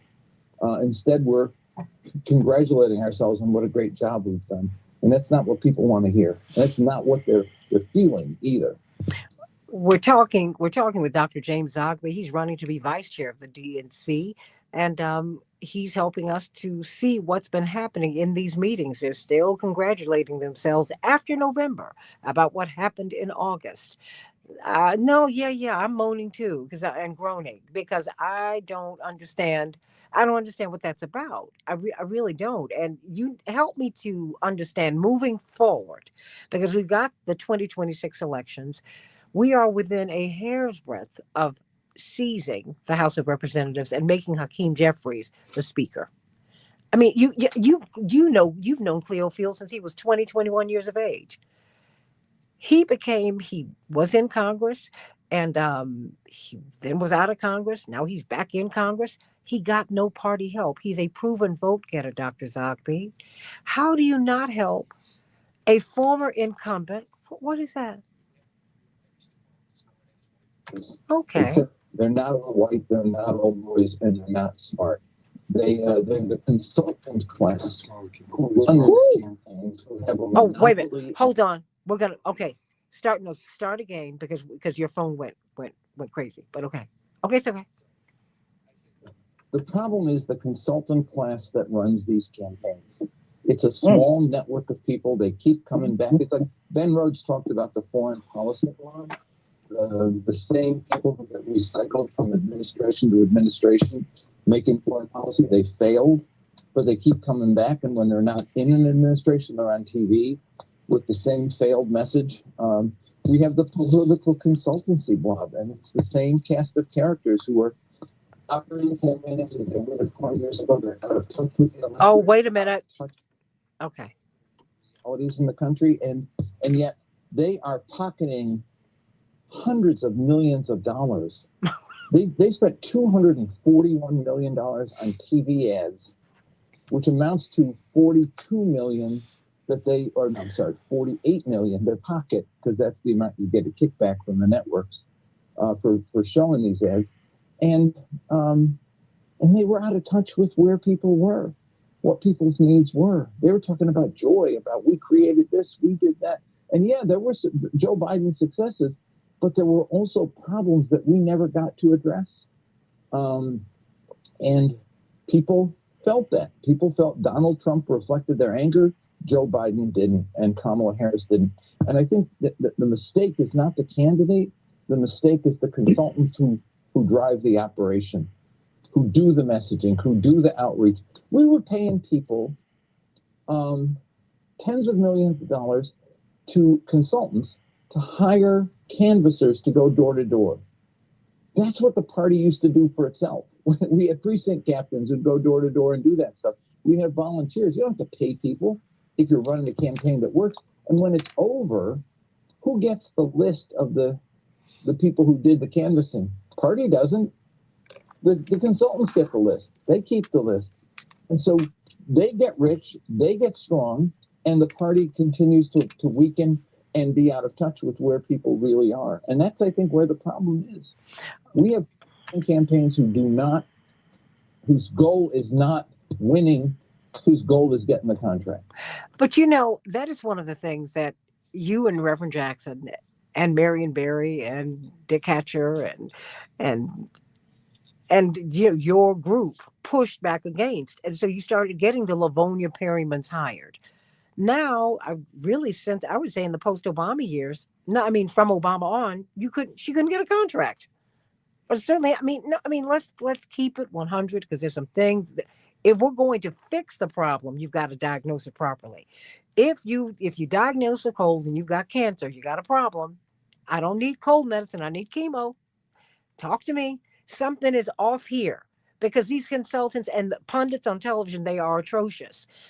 I'm like, who are you? Where are you? Who are you talking to? Oh, Kamala's going to win. She's got this in the bag. No. The week before the election, she stopped her ad buys in North Carolina. That's a consequential state. That's a problem. That means you deploy people to the state. You don't walk away from it, Dr. Zogby. What's going on? Is that it was? Oh, Dr. James Zogby, where are you? Where are you? It was getting good. Oh.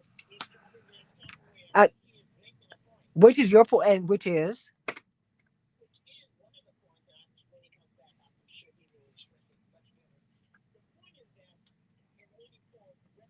That one, the messaging was not correct. That your dad, Reverend Jesse Jackson, who was running for president of the United States, people need to remember that.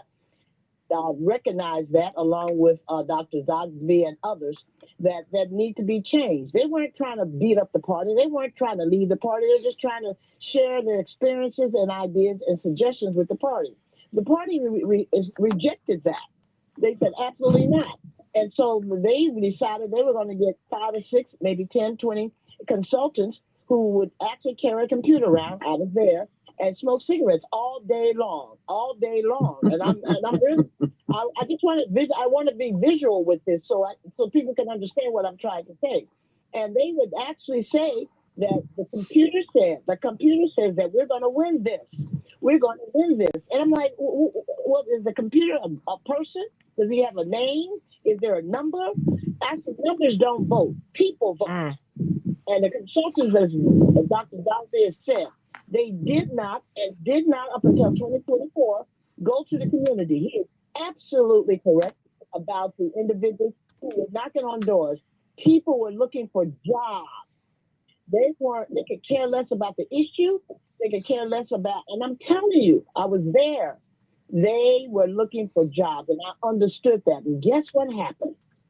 The money came down for people who would need canvassers to knock on doors. And people decided who was going to get the money. Driven in certain directions. And certain communities didn't get a dime. Let me say that again. Can I come in? Oh, Can you hear me now? we got you. Yes. I'm going to say, listen, I agreed with what was just said, but I want to just add, people, the not spending money in states because the consultants determined that these aren't competitive states. Look, we never should have lost Sherrod Brown in Ohio. Oh, wow. But they wrote Ohio off years ago. And in the South, people don't remember that it wasn't just that your dad won the primaries in the South on Super Tuesday, but as a result of the campaign he ran and the voter base he expanded, we won control of the Senate because he flipped 6 Senate seats in the South in the election that followed his candidacy in '84. You can win the South. Democrats can win the South, but we have to have a campaign that actually goes to people, talks about their issues, and actually works with them and for them. But that's not what we've done. We've wrote these states off. And not only do we lose on top, but we then end up losing state legislative races because we're not there. We're not competing. We're starving southern states. And what we're doing is focusing on a few battleground states and not winning them either because we're not talking to the people in those states. We're doing TV ads in those states. I mean, how do you lose working class people in Pennsylvania, Ohio, Michigan, and Wisconsin? States that have historically been Democratic and were not battleground. They were Democrat states. And yet we lose them because we're not talking to people. Well, as vice chair, what can you bring to the process? I have a couple of minutes here. Which is what I've been doing for the last 32. No, I mean, you have to keep challenging from inside. Look, I'll raise money. I'll go out and speak. I've been good from the time I worked on your father's campaign and Bernie's campaign. I'm good at talking to people about issues and mobilizing people. I'm good at that. But at the same time, internally, we got to fix the house.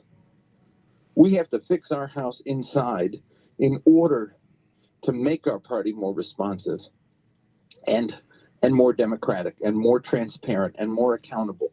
And so that we energize people by saying, we actually get you, we understand you, and we're going to fight for you.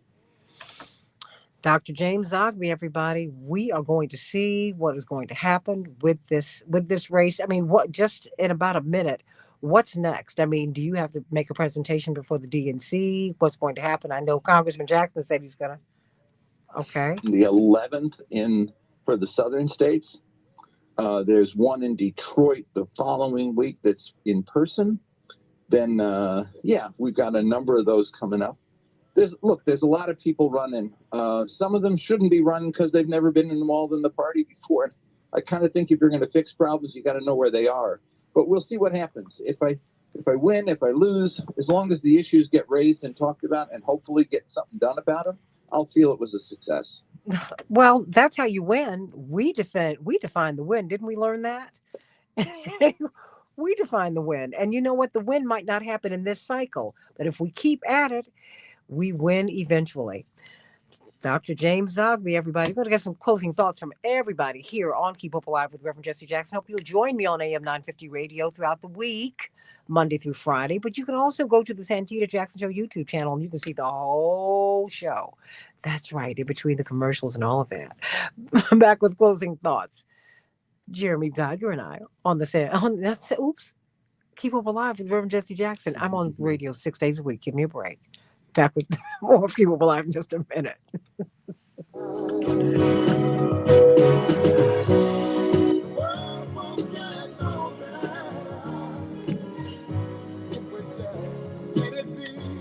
Is Dr. Zogby still there? Dr. Zogby? I'm here. You know, we're on Facebook and whatnot, but you know, you have, of course, Lavonia Perryman and T.O. Hardiman, who has a wonderful show, and it's very popular here in Chicago. We got to get you on there one day, but it's very early. I know. And then, of course, Ariel Gold, and I'm so glad that Ariel's, but we thank God that God has restored your health. Ariel, praise the Lord for that. Praise the Lord for that. But, you know, I'm pulling for you, and thank you for sounding like my mom, nice and salty. You're going to be the pain in the behind of the party. That's lovely. Behind has too many syllables and too many letters. I'm economizing on sound. Thank you. Oh, my gosh. And Dr. Zogby, if you need any support in Detroit, I'm in Detroit. Oh, good. I'll see you next week. All right. Okay, you know what? We'll be at the Weston Book Cadillac Hotel. Why they're doing it there? Because it costs a fortune to stay there, but I can't explain the decisions they made. But that's where we'll be on I think it's the Saturday. Yeah. I think it's Saturday. I will find it. I'm 5 minutes away from Book Cadillac. I live 5 minutes away. I will find you. Santita, you'll give us her contact. How? Okay. Santita, you'll make sure we have her number to call. I'm gonna connect all of you right now. That's great.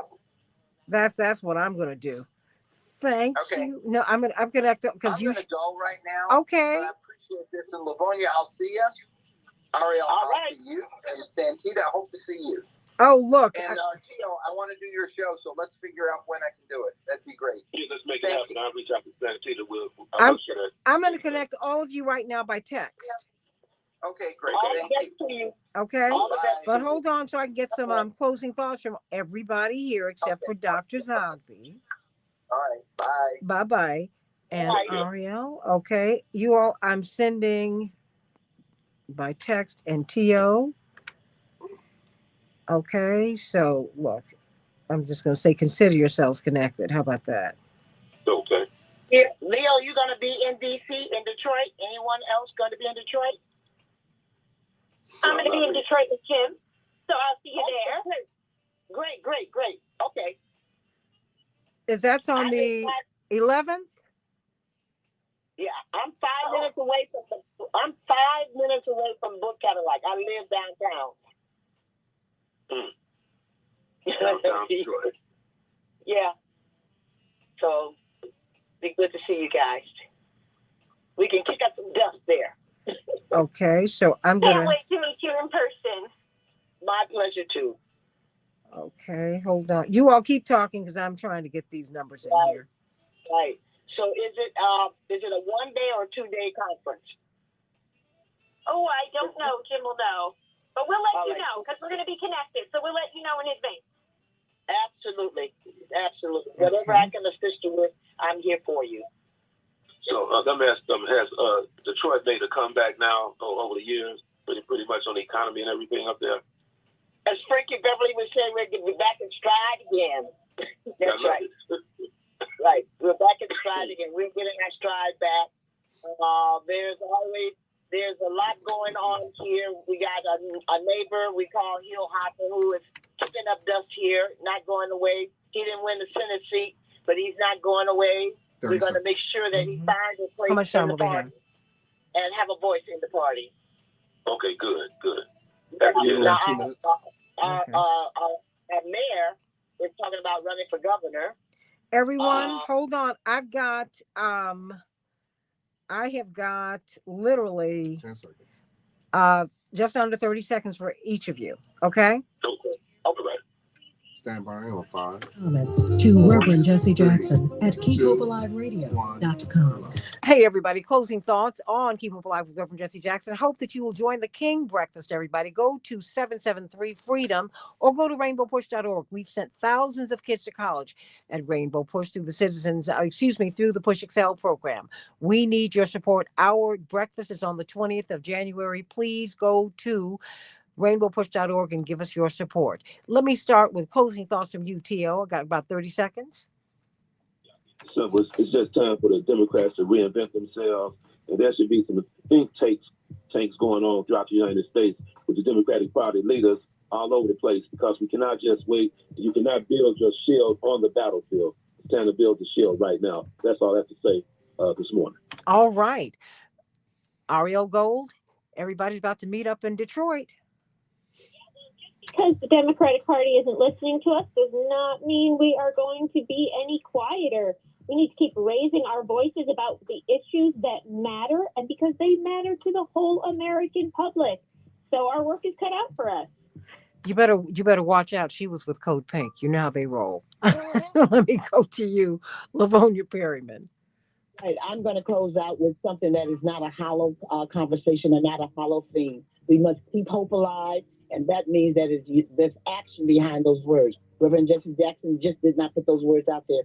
He had told us that in order to keep hope alive, you must advocate, agitate, and educate. And remember, the struggle continues, and victory is certain if you continue with the struggle. Just know this, as Reverend Jackson did say, you are somebody, and you got to keep hope alive, and you have to keep fighting. You have to keep fighting. We've won a lot of victories. That's why we continue to reference 84 and 88, and Reverend Jackson really was active until, he's continued to be active. He's even active now from a wheelchair. And if he can do that, you can too. Everybody, let's get out there and let's engage in the fight, because it is our future and it is our country. It's the land that we love. It's the land that we love. And I love you, everybody. Love you too, Jeremy. Love you, Geiger. Santina. Happy New Year. Happy That's New Year. right. God bless you, everybody. And I'll see you on AM 950 Radio throughout the week and the Santita Jackson Show YouTube channel. Until then, remember to always keep hope alive. God bless. For listening to Keep Hope Alive with Reverend Jesse Jackson. For more information on upcoming shows and guests, please visit our website at www.keephopealiveradio.com. All right, y'all. I am so glad that I had you all this morning, but I'll have you this afternoon as well. Hello. Absolutely. So now I'm going to have you at 4 Eastern time, right? Ariel and Lavonia? Yes. And Tio, what time are you joining? 4? 4 o'clock, I believe. Okay, 4. Okay, because you're central. Okay, but what I need you and Ariel to do, I need you to highlight what's happening in Detroit in another week, but also what the process is. Okay, because many people, I don't know if people are aware that, what role the average voter has, and I don't even think we understand the structure of the party. Lavonia and Ariel, I don't think we understand, that it's really the DNC members, because we don't even know who's on the committee. Not at all. No. These are nameless, faceless, powerful people who run the process. We don't even know who they are. And guess what? And at these meetings, and you guys, and I can speak on my behalf, and you guys can too, it's usually the leadership and the consultants. That's who's at the meetings. And the consultants run the campaigns. This is just, it's just so, and sadly, you guys, and I'm talking to the people who are looking at us right now, the consultants win no matter, even if their candidate loses, because it's played on because the commercials are played on television, and so they get a piece. So on one level, they're not even, your winning or losing is academic for them, because they're still going to get paid. No question Do I about kind it. of have it right? You Yeah, do all have the it time. right. Okay. Yeah. And I think people need to understand that. That's why I keep talking about what happened with Kamala, because now some people are. Touré has done fantastic work on Substack, and you've seen him on MSNBC. He has a wonderful Substack. I'm going to try and get him, Culture Fries, in which he and some other people have really looked at what Kamala Harris was up against. Now, mind you, she has had her challenges as a candidate. I get that. But when you look at what she had to deal with from inside the party, Yes. I mean, she had people who were running her campaign who did not like her, That's right. who felt that she did not deserve to be there. They remember they were trying to throw Kamala overboard in 2023. Remember that, y'all? Yeah. Sure. They were running the campaign. Yeah. No. I can't let that go. I can't let that go. And wait, and when her economic populist message on price gouging, Ariel and Livonia and Tio, it tested so well. Then, according to the reports from Touré, from his investigation, she was told not to talk about that because it's going to upset the donor class. So well, right. I'm and like, the people who were voting were the folk who were buying eggs today in Michigan. This is a fact. It's in the Detroit News for $7.99 for 2 dozen worth of eggs. $7.99. Come on. $7.99. Yes. And they cannot justify these price hikes. They're just going to their bottom line. They're making money. Mm-hmm. And so wait a minute. So her people tell her, and they put her on Joy, and Beyonce might perform. You know what? Love them all. I do not care. I need you to perform at that ballot box, sweetie. I need you to deal with these hiked prices. I need you to deal with my ghost, with insurance, my ghost bills. I think after I've left the doctor's office and I'm done, Ariel, you ought to understand this. You think you're done paying. Oh, no, that's where you begin, honey. Because then you get the bill from the hospital. Right. I remember when Clinton had celebrities, Yolanda Adams and others, as you know, remember this. The key is, one, you get an endorsement, but the key is to put those people on buses and get them to register people to vote. And on voting day, take them to the polls. Beyonce could have taken just 1,000 people and taken them to the polls. Absolutely. And the other 10,000 would have followed them. That's better than a concert. Well, that's what we used to do. I mean, I know. That's what we used to. And Reverend showed you how to do that. Yeah, and we keep going back to Reverend because no one has been better at it this than Reverend. So he said, because even Barack's campaign was modeled on the Jackson campaigns. Yes. They don't want to give him the credit, and that's all right. But the fact is, and Reverend doesn't care about the credit. Okay. And Yvonne, while they didn't like her because she was a woman, that was part of it. But part of it was you had a lot of people, a lot of Biden loyalists who were angered by the fact that he was thrown off the ticket the way he was thrown off the ticket. I didn't like the way he was thrown off the ticket, quite frankly, but I think he should have withdrawn in 2022 when people were asking him to. The Wall Street Journal just did a heck of an expose in which they showed that he's had cognitive difficulties since the beginning of his term. Everybody saw it. Yes, sure did. Everybody saw it. Anyone who knows him, and all of us on this call know him. And we saw him struggling, and you became worried because you don't like to see anyone struggle. That's and with true. each passing year, not even year, you would see him throughout the year and you would go, oh, wow, he's having some challenges. We've seen him. We've seen it before we get it. We all have relatives, and it has less to do with age. I have a girlfriend who's got Alzheimer's and she's not 60. I do too. Stuff happens. Okay. But we saw it. So now the question is, okay, if he wasn't good enough to run on the ticket, why is he still president? So what are y'all doing? There is no integrity here. Yeah, I said it. And I will add more to it before I take anything away. And you're right, Yvonne. She started too late. But when Norman Solomon and Jeff Cohen of Roots Action said, get off the ticket, they were called blasphemers and they were called disloyal to the party. Oh, you just want Trump. That was not true. You don't run for president. Well, Reverend could have done it in 30 days and he would have won because he's brilliant and he knows messaging and he's been an organizer. And when he ran for president the first time, he'd already been organizing 24 years. Yeah, right. These people don't organize. I've told several of my friends who've lost races by this much, or they lost races in the last whatever because big money, dark money came in. I said, what you have to do now, honey, you got to continue to register people to vote. True.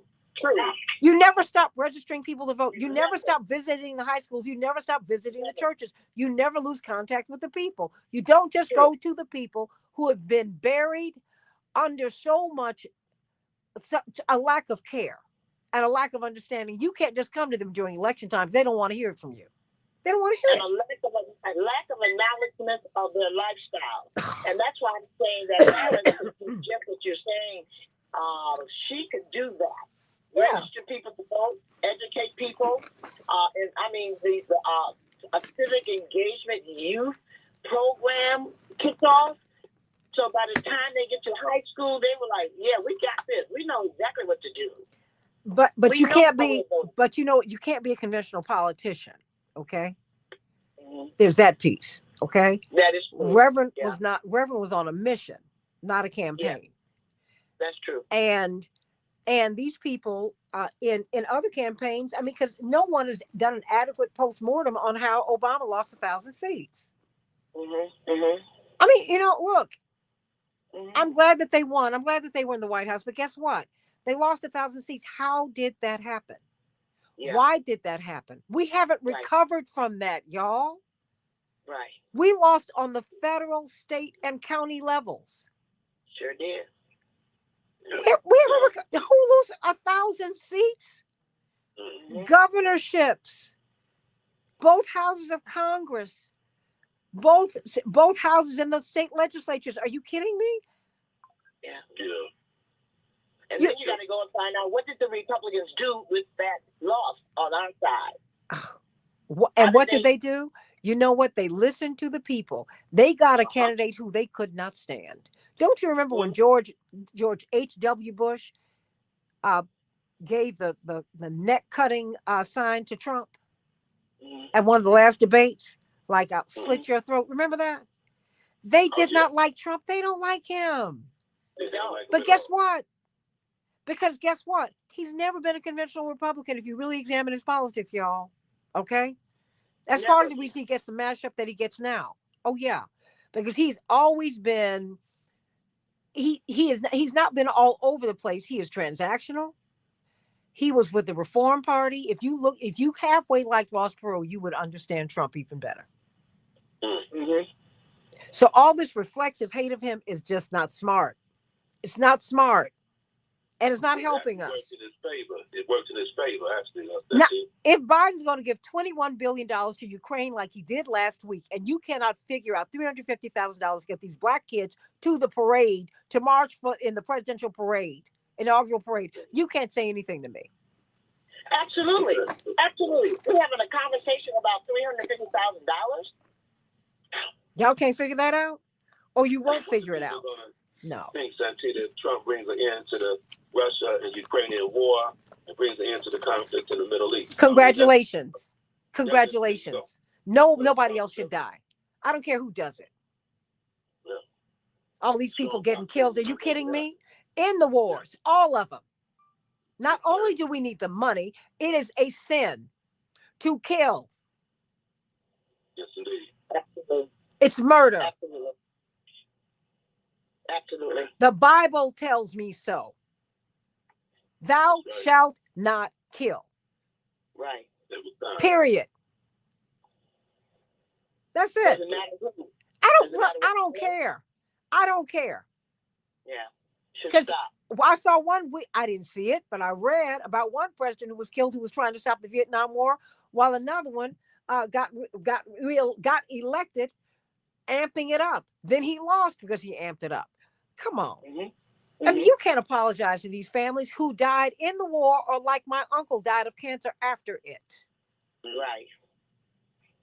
Right. So it's important to always remember history, right? It's very important. You better understand it, because I know the Vietnam War didn't get my uncle while he was over there. It got him when he got home.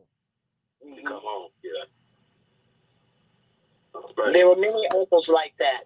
You're right. Everybody, nobody came back from that war right. Nobody, and you never do. It's moral injury. Enough. Yeah. Yeah, I want him to go back and cross that DMV and try and end the war in Korea, because we are still at war with North Korea. Sure is. We're at war. We have an armistice agreement. We do not have a peace treaty. It's about money. It's about money. That's and who's power. getting paid. That's Money who's getting and paid. power. That's who's getting paid. That's who's getting paid. Okay. Money and power. And Democrats will do it too. So stop. That's right. I don't want to hear anything. Ain't nothing. So if the Democrats don't want, if Democrats got to stop this, they got to stop. And I know the Republican. Nobody wants to end the war because Democrats and Republicans get paid by it for it. Yeah. Okay. They're all getting paid. All of them. Money and power. Yep. I don't care who, and they don't care who dies. Yeah. Sick of it. Enough. And people ought to be tired of it. And stop playing. Stop. What, Yvonne, you said your brother died of cancer at only 56. He was in the Gulf War twice. That's all I'm saying, Yvonne. At 56. I mean, what?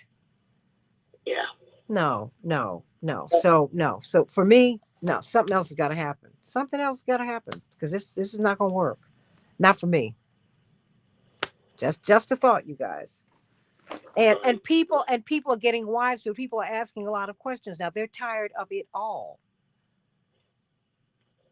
I mean, the numbers are there. The plurality of Americans don't want to be bothered with either party. All you have to do is look at C-SPAN, Washington Journal in the morning when they open up the phone lines for the first hour.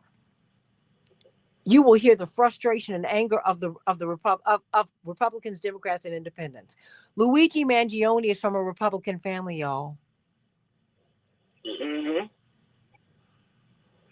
They're a very wealthy, influential family. Mm-hmm. This ain't about parties. This is about patriotism and power. That's what right. this is. That's right. So we can keep playing this game if we want to. We're not getting anywhere with it. We're not getting anywhere. No, this will not work. It won't. People want to know what the results are. What do we accomplish in the midst of all of this mayhem? Wait, how you get everybody who fails gets a contract in the Democratic Party? Like, how does that work? How's that work? You're the pundits on TV, and you get the contracts to get out voters that you don't turn out. Okay. And exactly because they had a celebration at the party that as if we had won something in November. I'm still trying. Ariel and I are still trying to roll his eyes forward. I know his eyes went all the way in the back of his head. Yeah. I know he said, "Are you all? We lost, you guys. Do you not understand that we lost? Oh no, we put on the best television show that we have seen." Okay. In the meantime, what'd you say? $7.99 for a dozen eggs? The only reason I can say that, I was there yesterday in the supermarket. Oh, okay. $7.99 for a dozen. I'm telling you, I'm gonna take a picture one day and send it to you. No. Guess what? I buy eggs too. So I get it. Unbelievable. And then they said they got a law, some grass growing eggs that we can only buy. You know that's corporations. Oh, I mean, and is genetically modified food. Yes. So I mean, the lobbyists won on that one. Yeah, and they're putting, and think of how they're putting family farmers out of business. In the meantime, you've got very wealthy people and corporations buying up all the farmland. Yes. Democrats ought to be standing 10 toes down against that, but they're not. No question about it. They're not. How do you go from October $2.99 to January 5th to $7.99? How do you do that? Well, because you can. Yeah, because you can. Because you don't have to. Because when the vice president said, "You know what, we're going to stop this," they stopped her. Sure did.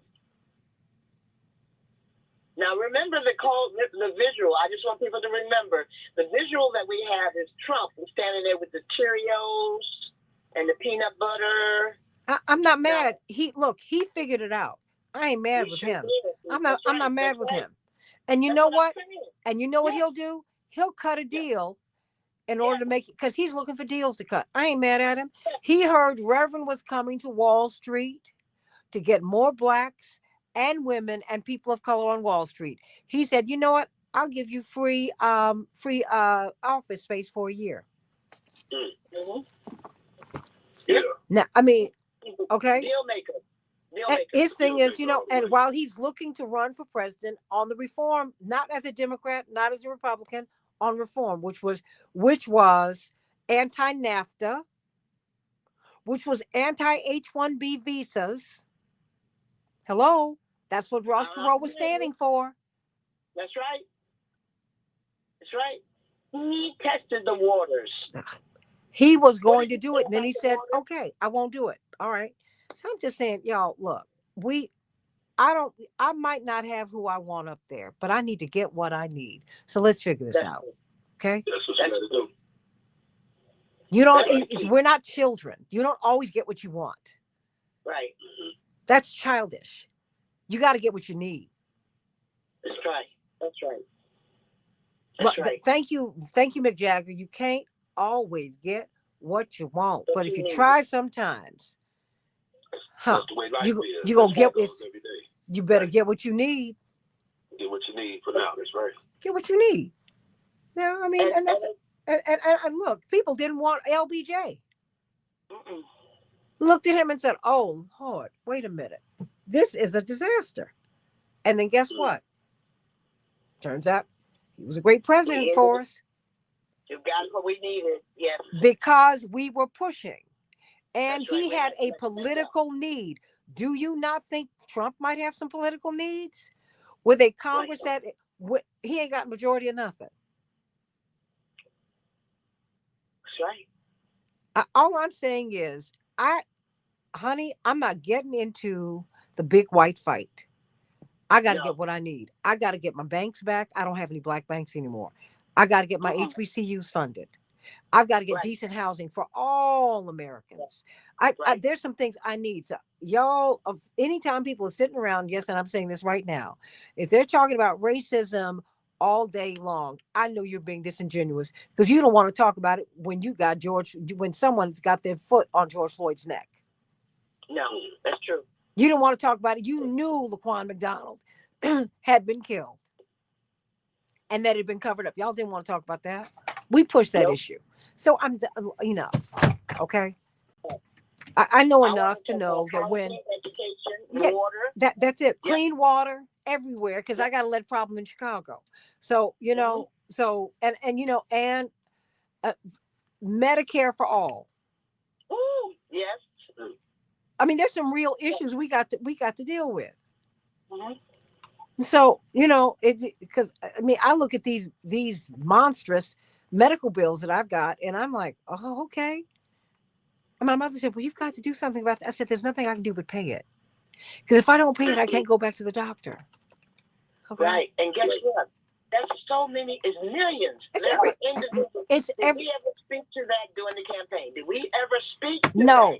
If you're moderately wealthy, if you have a few $1 million, right, and illness can eat it all up, y'all. It'll take it away from you. Ain't no such thing. Ain't no such thing unless you are headed toward billionaire status, toward being there's no such thing as being financially comfortable in America and the world today. Do I want to pay my mortgage or do I want to go to the dentist? Okay. So I gotta get these teeth out. And if the tooth rots in my head, it poisoned my system and it's gonna kill me. Yeah. For sure. So really deep discussion, Santita. I'm just saying, and we're having it right here, y'all. Y'all can pass this along. I'm just saying.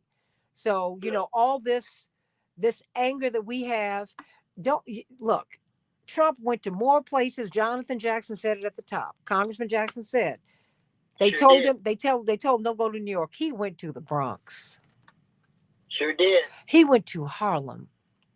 Yes, The he did. NABJ asked him. He said, okay. Yes, he did. He said it. He said, okay, I'll be there. Y'all might be hostile.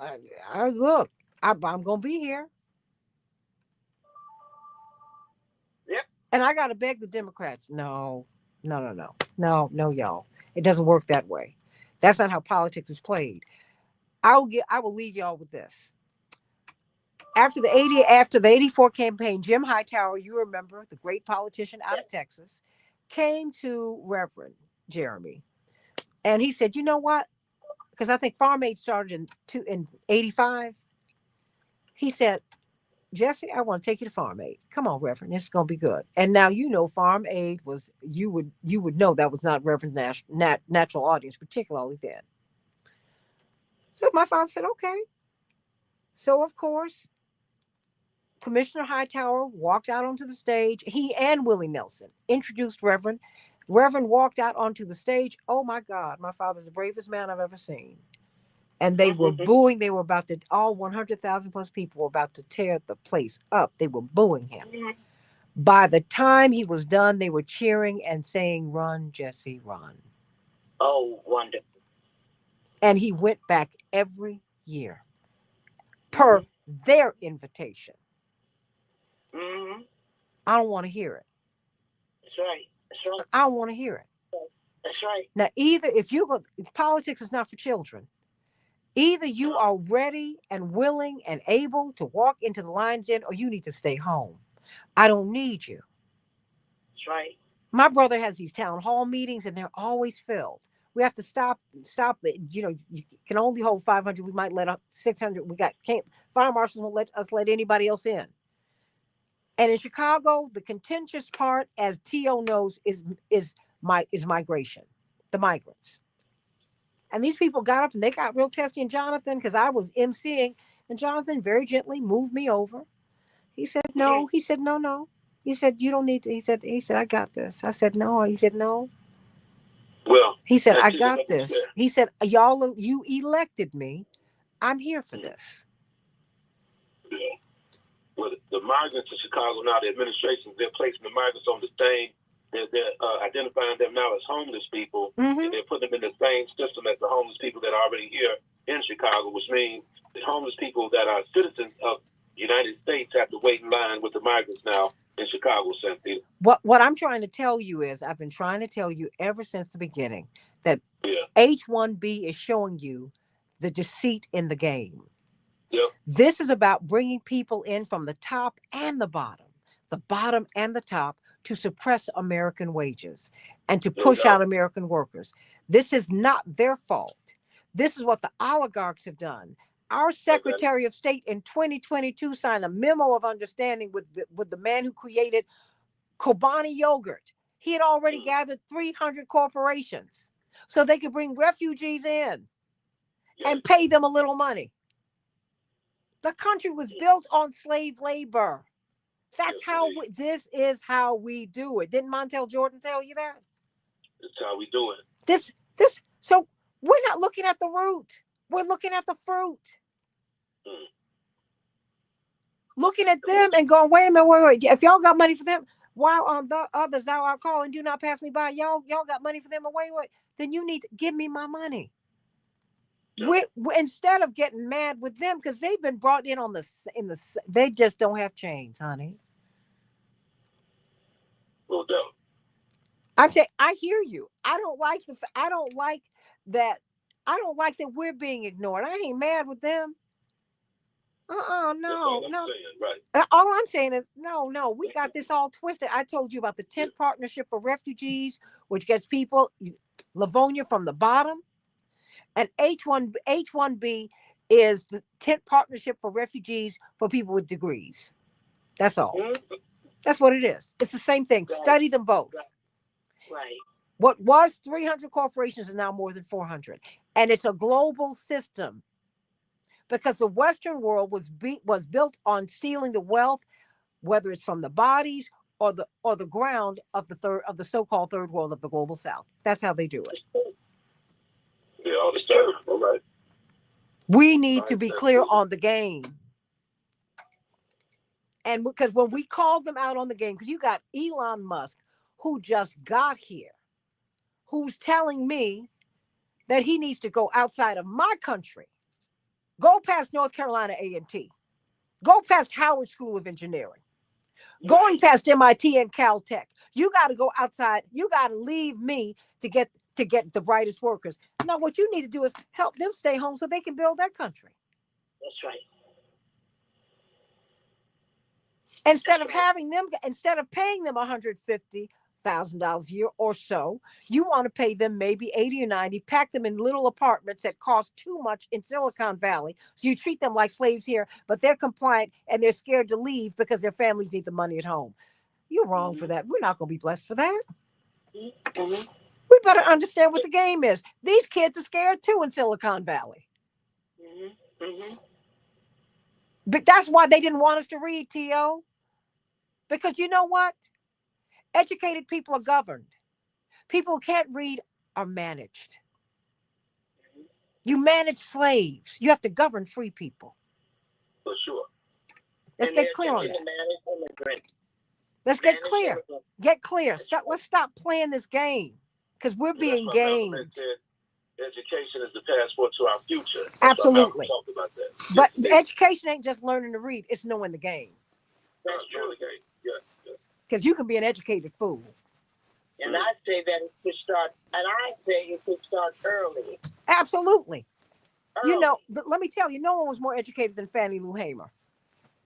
Because she understood the game. She understood the game. You got all these other fancy folks who don't understand the game. They are ignorant. Fannie Lou Hamer got it. Yeah.